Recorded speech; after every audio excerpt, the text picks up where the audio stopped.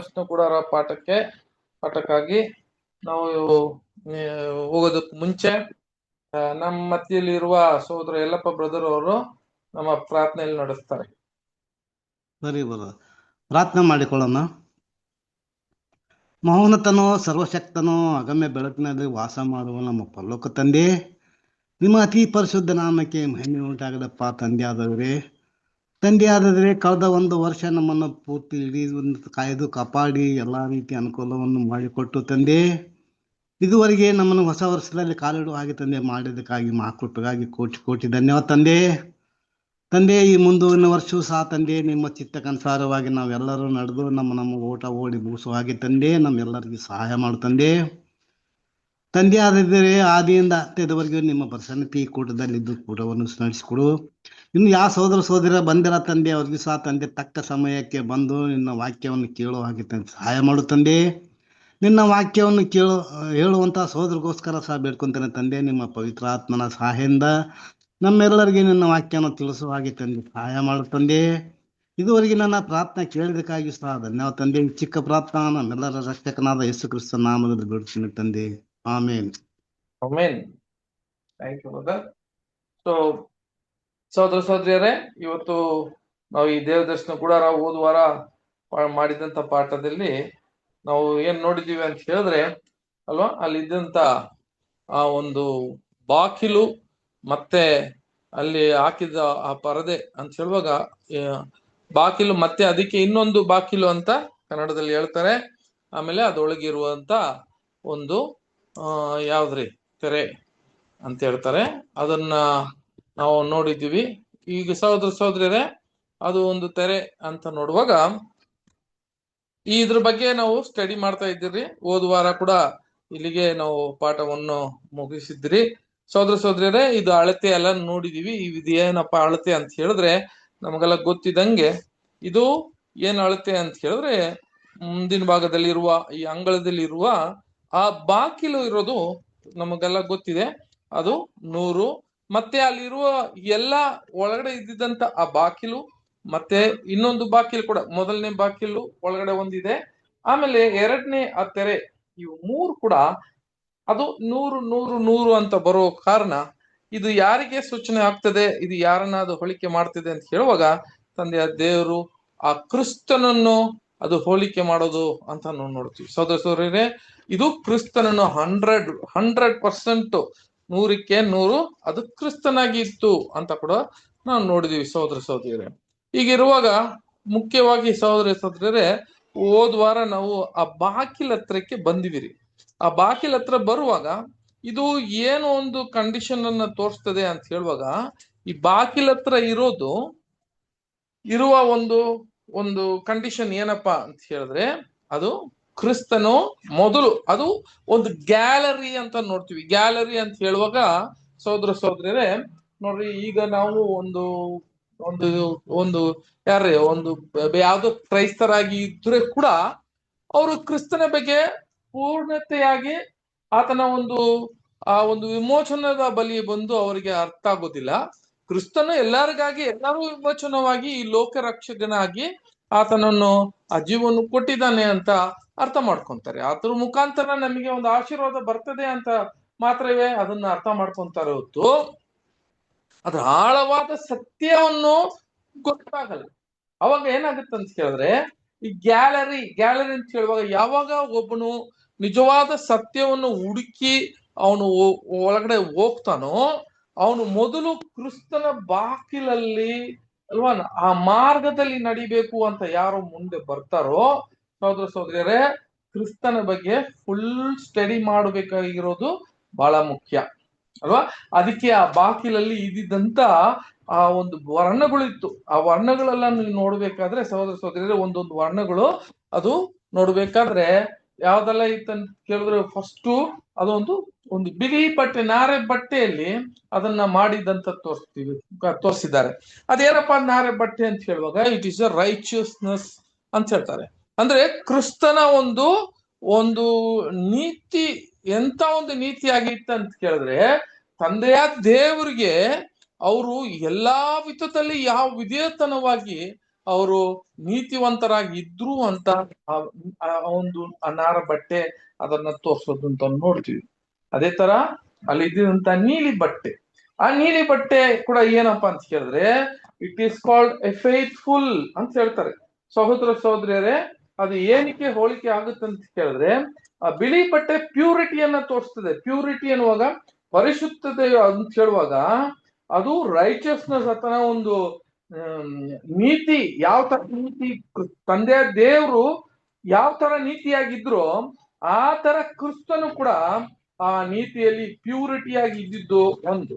ಇದು basic reconciliation. ಯಾಕಂದ್ರೆ ಒಬ್ರು ಈ ನೀತಿಯಾಗಿ ಇರೋದು ಪರಿಶುದ್ಧರಾಗಿ ಇಲ್ದಾಗ ಯಾರಿಗೂ ಇವ್ರು ಏನ್ ಮಾಡ್ತಿಲ್ಲ ಅಂತ ಕೇಳಿದ್ರೆ ಆತನಿಗೆ ಯಾರಿಗೂ ವಿಮೋಚನವಾಗಿ ಆತನನ್ನು ಶರೀರವನ್ನು ಕೊಡಕ್ಕೆ ಬಲಿಯನ್ನು ಕೊಡಕ್ಕೆ ಸಾಧ್ಯವಾಗುದಿಲ್ಲ. ಅದೇ ತರ ಕ್ರಿಸ್ತನು ಅಂತ ಒಂದು ಸ್ಟೇಟಸ್ ಅಲ್ಲಿ ನಾವು ನೋಡ್ತೀವಿ. ತಂದೆಯ ದೇವರು ಅವನ ಸೃಷ್ಟಿ ಮಾಡಿದ ಆ ದಿನದಿಂದ ತನಕ ಅದರಲ್ಲಿ ನೀತಿಯಲ್ಲಿ ಸ್ವಲ್ಪ ಒಂದು ಕೊರೆ ಇಲ್ಲ ಅಂತ ನಾವು ನೋಡ್ತೀವಿ. ಎರಡನೇದು ನಾವು ಯಾವ್ದಪ್ಪ ನೋಡಿದೀವಿ ಅಂತ ಕೇಳಿದ್ರೆ ಸಹೋದರ ಸಹೋದರಿಯರೇ, ಇದು ಅದೇ ಒಂದು ನೀಲಿ. ಆ ನೀಲಿ ಅಂತ ಕೇಳುವಾಗ ಅದು ನಮಗೆಲ್ಲ ಗೊತ್ತಿದ್ದಂಗೆ ಅದು ತಂದೆಯ ದೇವರ ಮೇಲೆ ಇಟ್ಟಿದಂತ ನಂಬಿಕೆ, ಫೇತ್ಫುಲ್, ಟ್ರೂ ಲಾಯಲ್ ಅಂತ ಹೇಳ್ತಾರೆ. ಟ್ರೂ ಲಾಯಲ್ ಅಂತ ಹೇಳಿದಾಗ ಅದು ತುಂಬಾ ಒಂದು ಫೇತ್ಫುಲ್ ಆಗಿ ಇದ್ದಿದ್ದಂತ ಒಂದು ಕ್ರಿಸ್ತನು ದೇವರ ತಂದೆಯ ಮೇಲೆ ಇಟ್ಟಿರುವ ನಂಬಿಕೆ. ತಂದೆಯ ದೇವರು ಕ್ರಿಸ್ತನ ಮೇಲೆ ನಂಬಿಕೆ ಇಟ್ಟಿದ್ದು ಒಂದು, ಕ್ರಿಸ್ತನು ತಂದೆಯ ದೇವರ ಮೇಲೆ ಇಟ್ಟಿದ್ದಂತ ನಂಬಿಕೆ. ಈ ನಂಬಿಕೆಯ ಮೇಲೆ ನಾವು ನೋಡ್ಬೇಕಾದ್ರೆ ಕ್ರಿಸ್ತನು ಇದ್ದನು. ಇವೆಲ್ಲ ಎರಡು ಇದ್ರೆ ಮಾತ್ರವೇ ಸ್ಯಾಕ್ರಿಫಿಷಿಯಲ್ ಡೆತ್ ಅಂತ ಹೇಳ್ತಾರೆ. ಹಂಗಂತ ಹೇಳುವಾಗ ಆ ಒಂದು ಕೆಂಪು ಬಣ್ಣ ಅಂತ ಹೇಳುವಾಗ ಅದು ರಕ್ತವರ್ಣದಲ್ಲಿ ಇರುವಂತ ಆ ಒಂದು ಕೆಲಸವನ್ನು ಮಾಡಿದಂತ ಆ ಕೆಲಸ ಏನಂತ ಕೇಳಿದ್ರೆ ಕ್ರಿಸ್ತನ ಒಂದು ರ್ಯಾನ್ಸಮ್ ಈಡು ಬಲಿಗೆ ಅದು ಹೋಲಿಕೆ ಆಗ್ತದೆ.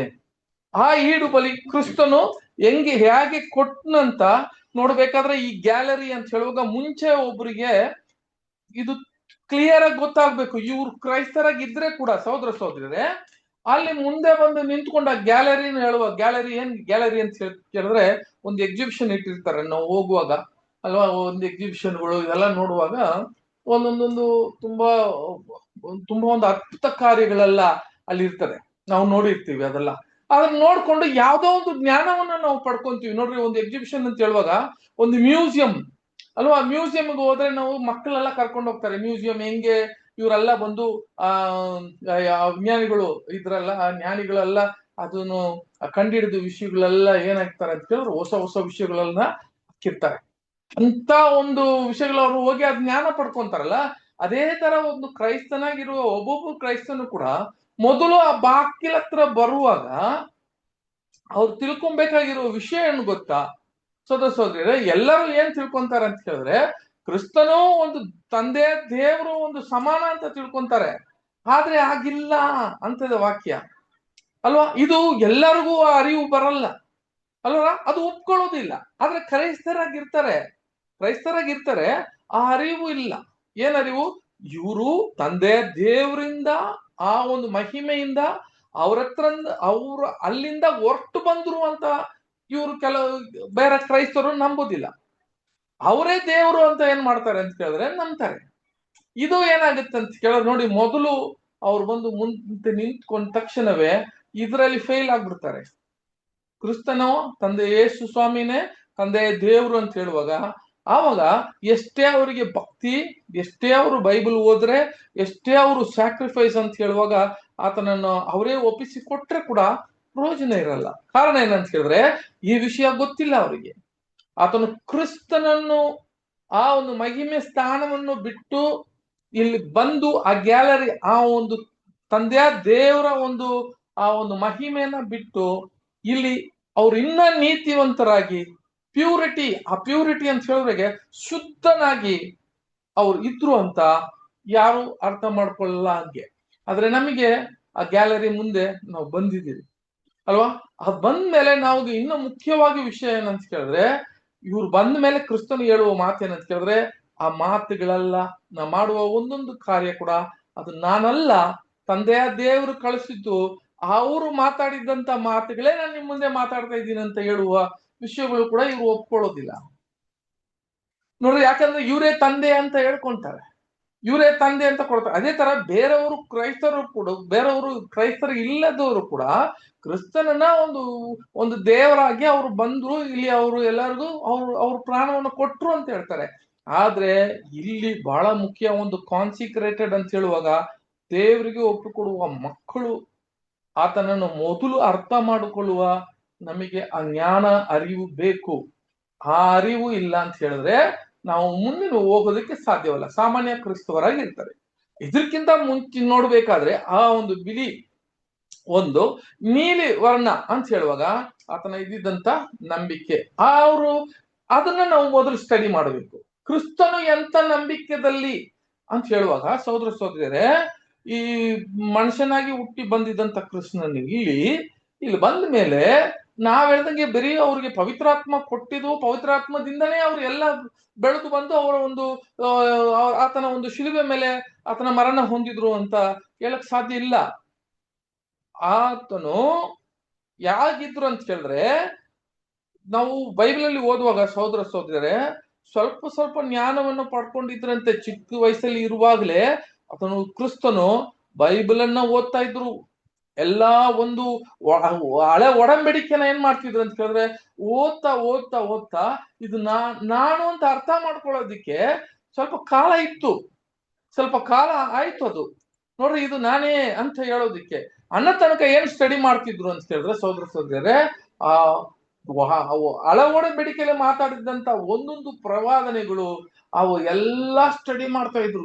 ದಾನಿಯೇಲ್ ಪುಸ್ತಕ ನಮ್ಗೆಲ್ಲ ಗೊತ್ತಲ್ಲ, ಕ್ರಿಸ್ತನು ಕೂಡ ಹೇಳೋದು, ದಾನಿಯೇಲ್ ಪುಸ್ತಕನ ಹೋಗಿ ಏನ್ ಮಾಡ್ರಿ ನೀವು ಓದ್ರಿ ಅಂತ ಹೇಳೋದನ್ನ ನೋಡ್ತೀವಿ. ಅದೇ ತರ ಹೇಳ್ತೀವಿ, ಹಳೆ ಒಡಂಬಡಿಕೆ ಮೋಶೆ ಬರ್ದಿರೋದು ಗೊತ್ತಿಲ್ವಾ ನಿಮಗೆ ಅಂತ ಹೇಳ್ತಾರೆ. ಇವೆಲ್ಲ ನೋಡ್ರಿ, ಅವ್ರು ಫಸ್ಟ್ ಅವರು ಮನುಷ್ಯನಾಗಿ ಸ್ಟಡಿ ಮಾಡಿ ಅದ್ರ ಮೇಲೆ ನಂಬಿಕೆ ವಿಶ್ವಾಸ ಅವ್ರ ಮೇಲೆ ಇಟ್ಟಿರೋದು. ಆ ನಂಬಿಕೆ ಬಹಳ ಮುಖ್ಯ. ಇವಾಗ ನಮ್ ಬಗ್ಗೆ ಕೂಡ ಏನಾಗಿದೆ, ಬೈಬಲ್ ಬರಿತಾ ಇದೆ, ಯಾರು ಸಭೆ ಬಗ್ಗೆ ಬರಿತಾ ಇದೆ, ನಮ್ ಬಗ್ಗೆ ಬರಿತಾ ಇದೆ. ಇವಾಗ ನೋಡ್ರಿ, ಇದು ನಾನೇ, ನೂತನ ಸೃಷ್ಟಿ ನಾನೇ, ಆ ಹೊಸ ಸೃಷ್ಟಿ ನಾನೇ ಅಂತ ನಾವೆಲ್ಲ ಹೇಳ್ಕೊಂತೀವಿ. ಆದ್ರೆ ಅದನ್ನ ಪ್ರಕಾರ ನಡೆದು ನೆರವೇರಿಸುವಾಗ್ಲೇ ಆ ವಾಕ್ಯಗಳೆಲ್ಲ ನಮಗೆ ಸ್ವಂತವಾಗಿ ಆಗೋದು, ಇಲ್ಲ ಅಂದ್ರೆ ಇಲ್ಲ. ಆದ್ರೆ ಕ್ರಿಸ್ತನು ಅದನ್ನ ಮುಗಿಸಿದನು ಅಂತ ನೋಡ್ತೀವಿ, ಈ ಫಿನಿಶ್ಡ್. ಆಮೇಲೆ ನೋಡ್ಬೇಕಾದ್ರೆ ಆ ರಕ್ತ ವರ್ಣ ಯಾವ್ದನ್ನ ಸೂಚಿಸ್ತದೆ ಅಂತ ಕೇಳಿದ್ರೆ ಸೋದರ ಸೋದರಿಯರೇ ಬಹಳ ಮುಖ್ಯ. ಎಲ್ಲರೂ ಕ್ರೈಸ್ತರು ಕೂಡ ಒಂದು ವಿಷಯ ಏನಂತ ಕೇಳಿದ್ರೆ, ಎಲ್ಲ ಯೇಸು ಕ್ರಿಸ್ತನ ಶಿಲುಬೆಯ ಒಂದು ಮರಣವನ್ನು ಎಲ್ಲ ನಂಬ್ತಾರೆ. ಆದ್ರೆ ರ್ಯಾನ್ಸಮ್ ಸ್ಯಾಕ್ರಿಫೈಸ್ ಇಸ್ ಇಂಪಾರ್ಟೆಂಟ್. ಆ ರ್ಯಾನ್ಸಮ್ ಅದು ನಮಗೆ, ಅವರೆಲ್ಲರೂ ವಿಮೋಚನವಾಗಿ ಆತನನ್ನು ಪ್ರಾಣ ಕೊಟ್ಟನು, ಅದಿಲ್ಲ ಅಂತಿಲ್ಲ. ಆದ್ರೆ ಅವರು ಕೊಟ್ಟಿದ್ದ ಪ್ರಾಣ ಒಬ್ಬರಿಗೆ ಮಾತ್ರ ಅಂತ, ಅದು ಕೆಲವೇ ಜನಕ್ಕೆ ಗೊತ್ತದು. ಅವ್ರು ಸತ್ತಿದ್ದು ಆದಾಮನಿಗಾಗಿ, ಆದಾಮನ ಸ್ಥಿತಿಯಲ್ಲಿ ಮೊದಲನೇ ಆದಾಮು ಎರಡನೇ ಆದಾಮನಾಗಿ ಬಂದು ಆತನ ಮೇಲೆ ಇರುವ ಪಾಪ ಮರಣವನ್ನು ಆತ ತೆಗೆದಾಕ್ತಿದ್ದು. ಅವಾಗ ಎಲ್ಲರಿಗೂ, ಈ ಲೋಕ ಮಕ್ಕಳಿಗೆ ಎಲ್ಲರಿಗೂ ಏನಾಯ್ತು, ರಕ್ಷಣೆ ಸಿಕ್ತು ಅಂತ ಈ ಅರಿವು ಎಲ್ಲರಿಗೂ ಇದೆಯಾ ಅಂತ ಕೇಳಿದ್ರೆ ಇಲ್ಲ. ಸೊ ಇದು ಗ್ಯಾಲರಿ ನೋಡ್ರಿ, ಈ ಗ್ಯಾಲರಿ. ಇವಾಗ ಕ್ರಿಸ್ತನು ಸುಮ್ಮನೆ ಬಂದು ಇಲ್ಲಿ ಬರೀ ಶಿಲುಬೆ ಮಾತ್ರ ಬಂದು ಹೊಂದು ನಾನು ನಿಮಗಾಗಿ ಸಾಯ್ತೀನಿ ಅಂತ ಬಂದು ಆ ರಕ್ತವನ್ನು ಸುರಿದ್ಬಿಟ್ಟು ಆ ಶಿಲುಬೆ ಮೇಲೆ ಅದನ್ನು ಹೋಗ್ಬಿಟ್ರು ಅಂತ ಕೆಲವರು ತಿಳ್ಕೊಂತಾರೆ. ಅಷ್ಟೇ ಮುಗಿತಾ? ಇಲ್ಲ, ಆತ ಜಯ ಹೊಂದಿದನು ಅಂತ ವಾಕ್ಯ ಹೇಳ್ತದೆ. ಆತನ ಜಯ ಹೊಂದಿದ್ದು ನೋಡಿ, ಬಿಕಾಸ್ ಅವರು ತಂದೆಯ ದೇವರು ಮಗನಾಗಿದ್ದ, ಬಂದ್ರು, ಆತನ ಯಾರಿಗೋ ಒಬ್ರಿಗೆ ನಮಗೆಲ್ಲ ಬಲಿ ಕೊಟ್ರು ಹೋಗ್ಬಿಟ್ರು ಅಂತ ಹೇಳುವಾಗ ಇಲ್ಲ. ಆ ತರ ಒಂದು ಆ ಕ್ರೈಸ್ತರ ಒಂದು ಅಂಡರ್ಸ್ಟ್ಯಾಂಡಿಂಗ್, ಅವರ ಒಂದು ಅರ್ಥ, ಅವರೊಂದು ಅರಿವು, ಆ ಜ್ಞಾನ ತಪ್ಪು. ಈಗ ಯಾರು ಈ ಅರಿವು ಜ್ಞಾನವನ್ನ ಪಡ್ಕೊಂತಾರೆ, ಅವರು ಒಂದು ಸ್ಟೆಪ್ ಒಳಗೆ ಹೋಗೋದಿಕ್ಕೆ, ಇನ್ನೊಂದು ಅಲ್ಲಿ ಒಂದು ಬಾಗಿಲಿದೆಯಲ್ಲ, ಆ ಬಾಗಿಲ ಹತ್ರ ಹೋಗೋದಿಕ್ಕೆ ಸಾಧ್ಯ. ಹಾಗಾದ್ರೆ ಇಲ್ಲಿ ಹಾಕಿದಂತ ಬಾಗಿಲಲ್ಲಿ ಅವರು ಏನಪ್ಪ ಕ್ರಿಸ್ತನು ಆ ಗ್ಯಾಲರಿ ಬರ್ದಿದ್ದಂತ ವಿಷಯಗಳು ಅರ್ಥ ಮಾಡ್ಕೊಬೇಕು. ಅವಾಗ ನೋಡ್ರಿ, ಈ 3 ವಿಷಯ, ಮೊದಲು ಆ ಪರಲೋಕದಿಂದ ಬಂದ ಆ ಮಹಿಮೆ, ಆತನ ಪ್ಯೂರಿಟಿ, ಆತನ ಒಂದು ಶುದ್ಧತೆಯ ಹೆಂಗಿತ್ತಂತ ಹೇಳಿದ್ರೆ ಸಾಯೋಗಂಟ ಆತನಲ್ಲಿ ಪಾಪ ಇಲ್ಲ ಅಂತ ಪ್ರೂವ್ ಮಾಡಿದ್ರು. ತಂದೆಯ ದೇವರು ಅವ್ರು ಏನೆಲ್ಲ ನೇಮಿಸಿದ್ರು ಅದನ್ನ ತುಂಬಾ ನಂಬಿಕೆ ವಿಶ್ವಾಸದಿಂದ ಆತ ಪೂರೈಸಿದ್ರು. ಆಮೇಲೆ ಮೂರನೇದು ಏನಂತ ಕೇಳಿದ್ರೆ ಆತನ ಮಹಿಮೆ ಅಂತ ಹೇಳುವಾಗ ಇವೆಲ್ಲ ಜಯ ಹೊಂದಿದ್ದಕ್ಕೆ ಆತನ ಮಹಿಮೆಯನ್ನು ಕೂಡ ಪಡ್ಕೊಂಡ್ರು ಅಂತ ಇದೇ ಮೊದಲು ನಾವು ಗೊತ್ತಾಗ್ಬೇಕು. ಒಬ್ರು ಕ್ರೈಸ್ತನಾಗಿದ್ರೆ ಮೊದಲು ಇದು ಗೊತ್ತಾಗ್ಬೇಕಂತೆ. ವಾಕ್ಯ ಓದ್ಬಿಡೋಣ. ಫಿಲಿಪಿಯರಿಗೆ ಎರಡನೇ ಅಧ್ಯಾಯ 5ರಿಂದ 11 ತನಕ ಇದನ್ನ ನಾವು ಓದಿದೀವಿ, ಆದ್ರೆ ಕೂಡ ಇನ್ನೊಂದ್ಸತಿ ಓದ್ಬಿಡೋಣ ಸಿಸ್ಟರ್.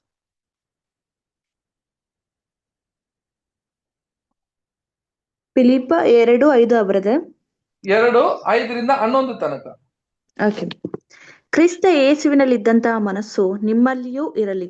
ಆತನು ದೇವ ಸ್ವರೂಪನಾಗಿದ್ದರೂ ದೇವರಿಗೆ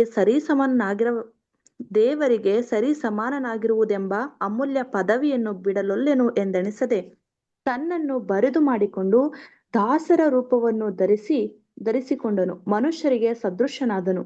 ಹೀಗೆ ಆತನು ಆಕಾರದಲ್ಲಿ ಮನುಷ್ಯನಾಗಿ ಕಾಣಿಸಿಕೊಂಡಿದ್ದಾಗ ತನ್ನನ್ನು ತಗ್ಗಿಸಿಕೊಂಡು ಮರಣವನ್ನು, ಅಂದರೆ ಶಿಲುಬೆಯ ಮರಣವನ್ನಾದರೂ ಹೊಂದುವಷ್ಟು ವಿಧೇಯನಾದನು. ಈ ಕಾರಣದಿಂದ ದೇವರು ಆತನನ್ನು ಅತ್ಯುನ್ನತ ಸ್ಥಾನಕ್ಕೆ ಏರಿಸಿ ಎಲ್ಲಾ ಹೆಸರುಗಳಿಗಿಂತ ಶ್ರೇಷ್ಠವಾದ ಹೆಸರನ್ನು ಆತನಿಗೆ ದಯಪಾಲಿಸಿದ್ದಾನೆ.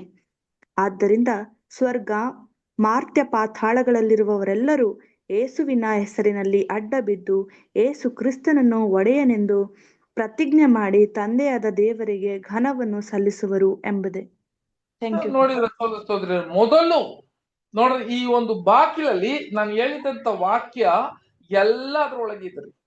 ಆತನ ಒಂದು ದಾಸನಾಗಿ ಬಂದಿದ್ದು, ಮನುಷ್ಯನಾಗಿ ಬಂದಿದ್ದು, ಆತನು ಇಲ್ಲಿ ಬಂದು ಆತನ ಒಂದು ಪ್ರಾಣ, ಆತನ ಒಂದು ಶಿಲುಬೆ ಮರಣ ತನಕ ಆತನನ್ನ ಒಂದು ಶರೀರವನ್ನ ಕೊಟ್ಟಿದ್ದು. ಆದ್ರಿಂದ ತಂದೆಯ ದೇವರು ಅವರಿಗೆ ಎಲ್ಲಿ ತನಕ ಸ್ವರ್ಗದಲ್ಲಿ ಮಾತ್ರ ಅಲ್ಲ, ಎಲ್ಲರೂ ಅವ್ರು ಅಡ್ಡ ಬೀಳ್ಬೇಕು ಅಂತ ಆತನ ಮಹಿಮೆಯನ್ನ ಒಬ್ಬೊಬ್ರು ಸ್ಟಡಿ ಮಾಡಿದ್ರೆ ಮಾತ್ರವೇ ಆ ನೆಕ್ಸ್ಟ್ ಸ್ಟೆಪ್ ಹೋಗೋದಿಕ್ಕೆ ಸಾಧ್ಯ ಹೊತ್ತು, ಪರಲೋಕಕ್ಕೆ ಹೋಗೋದು ಸಾಧ್ಯ ಹೊತ್ತು. ಇಲ್ಲ ಅಂದ್ರೆ ಇಲ್ಲ. ಸಹೋದರರೇ, ಒಂದು ವಿಷಯ ಅರ್ಥ ಮಾಡ್ಕೊಬೇಕು. ಅದಕ್ಕೆ ಇವಾಗ ನಮಗಿಂತ ನೋಡ್ಬೇಕಾದ್ರೆ 1,44,000 ಅಂತ ಹೇಳಿ ನಾವೆಲ್ಲ ಬಂದಿದ್ದೀವಿ. ಅದೇ ತರ ಬಂದು ನಾವೆಲ್ಲ ಆ ಒಂದು 1,000 ರೂಪಾಯಿಗೆ ನಾವು ಚೇಂಜ್ ಆಗ್ಬೇಕು ಅಂತ ಬಂದಿದ್ದೀರಿ. ಆದ್ರೆ ಕೂಡ ನಮ್ಮಲ್ಲಿ ಕೊರತೆಗಳಿದೆ. ನಮಗಿಂತ ಒಳ್ಳೆಯವರೆಲ್ಲ ಎಷ್ಟು ಜನ ಇದ್ದಾರೆ ಅಲ್ವಾ? ನಮಗಿಂತ ಒಳ್ಳೆಯವರಿದ್ದಾರೆ. ನೋಡ್ಬೇಕಾದ್ರೆ ನಮಗೂ ಮದರ್ ತೆರೇಸಾ ಅಂತ ಹೇಳುವಾಗ ನೋಡ್ರಿ, ನಾವು ಯಾರಿಗೂ ಅಷ್ಟೊಂದು ಸಹಾಯ ಮಾಡೋರು ಇಲ್ಲ, ನಾವು ಮಾಡೋದಿಲ್ಲ. ನಾವು ಸಾಮಾನ್ಯವಾಗಿ ನಮ್ಗೆ ಆ ಒಂದು ಅವಕಾಶ ಕೂಡ ನಮ್ಗೆ ಸಿಗಲ್ಲ. ಅದೇ ತರ ನಮಗೂ ಈ ಒಂದು ನೋಡ್ಬೇಕಾದ್ರೆ ಮದರ್ ತೆರೇಸಾ ಎಂತ ಒಂದು ಸೇಂಟ್ ಅಂತ ಹೇಳಿದ್ರೆ, ಆ ಕುಷ್ಠರೋಗಿಗಳಿಗೆ, ಆಮೇಲೆ ಅವರು ಕಾಯಿಲೆ ಪಟ್ಟವ್ರಿಗೆ, ಅವ್ರಿಗೆ ಬಹಳ ಬಡವರಾಗಿರೋರಿಗೆ ಎಷ್ಟೊಂದು ಅವ್ರಿಗೆಲ್ಲ ಅವರು ಏನ್ ಮಾಡಿದ್ದಾರೆ ಅಂತ ಕೇಳಿದ್ರೆ, ಸಹಾಯ ಮಾಡಿದ್ದಾರೆ ಅಂತ ಹೇಳಿದ್ರೆ, ಆ ತರ ಯಾರು ಮಾಡಕ್ಕಿಲ್ಲ. ಅಷ್ಟು ಹಿಸ್ಟ್ರಿಯನ್ನ ಅವ್ರು ಏನ್ ಮಾಡಿದ್ರು, ಅವರು ಅದನ್ನ ಹೊಂದಿದ್ರು.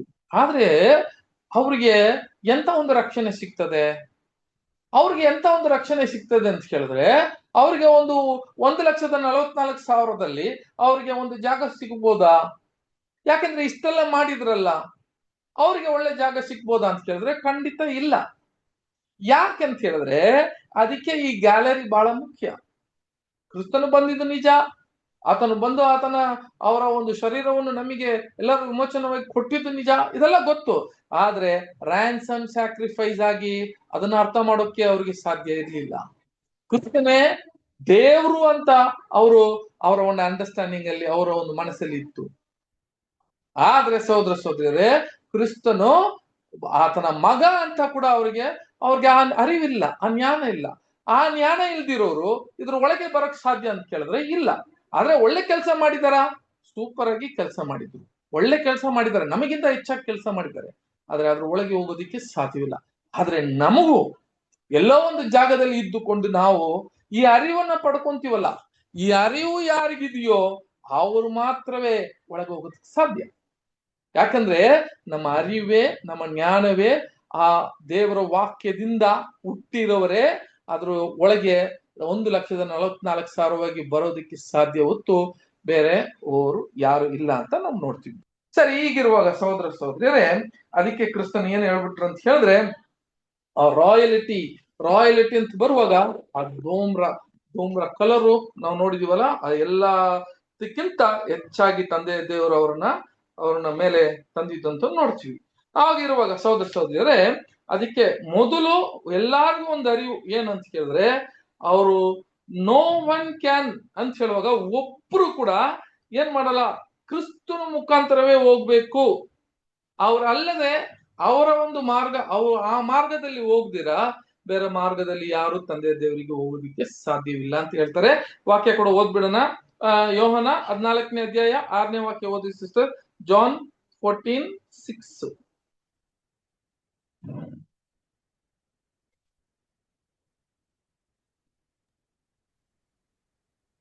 ಯೇಸು ಅವನಿಗೆ, ನಾನೇ ಮಾರ್ಗವೂ ಸತ್ಯವೂ ಜೀವವೂ ಆಗಿದ್ದೇನೆ, ನನ್ನ ಮೂಲಕವಾಗಿ ಹೊರತು ಯಾರೂ ತಂದೆಯ ಬಳಿಗೆ ಬರುವುದಿಲ್ಲ. ಇದೇ ಬಾಕಿಲು ಅನ್ನೋದು ಇದೆ ಅಂತ ಹೇಳುವಾಗ, ನಾನೇ ಮಾರ್ಗವು ಅಂತ ಹೇಳಿದ್ರು.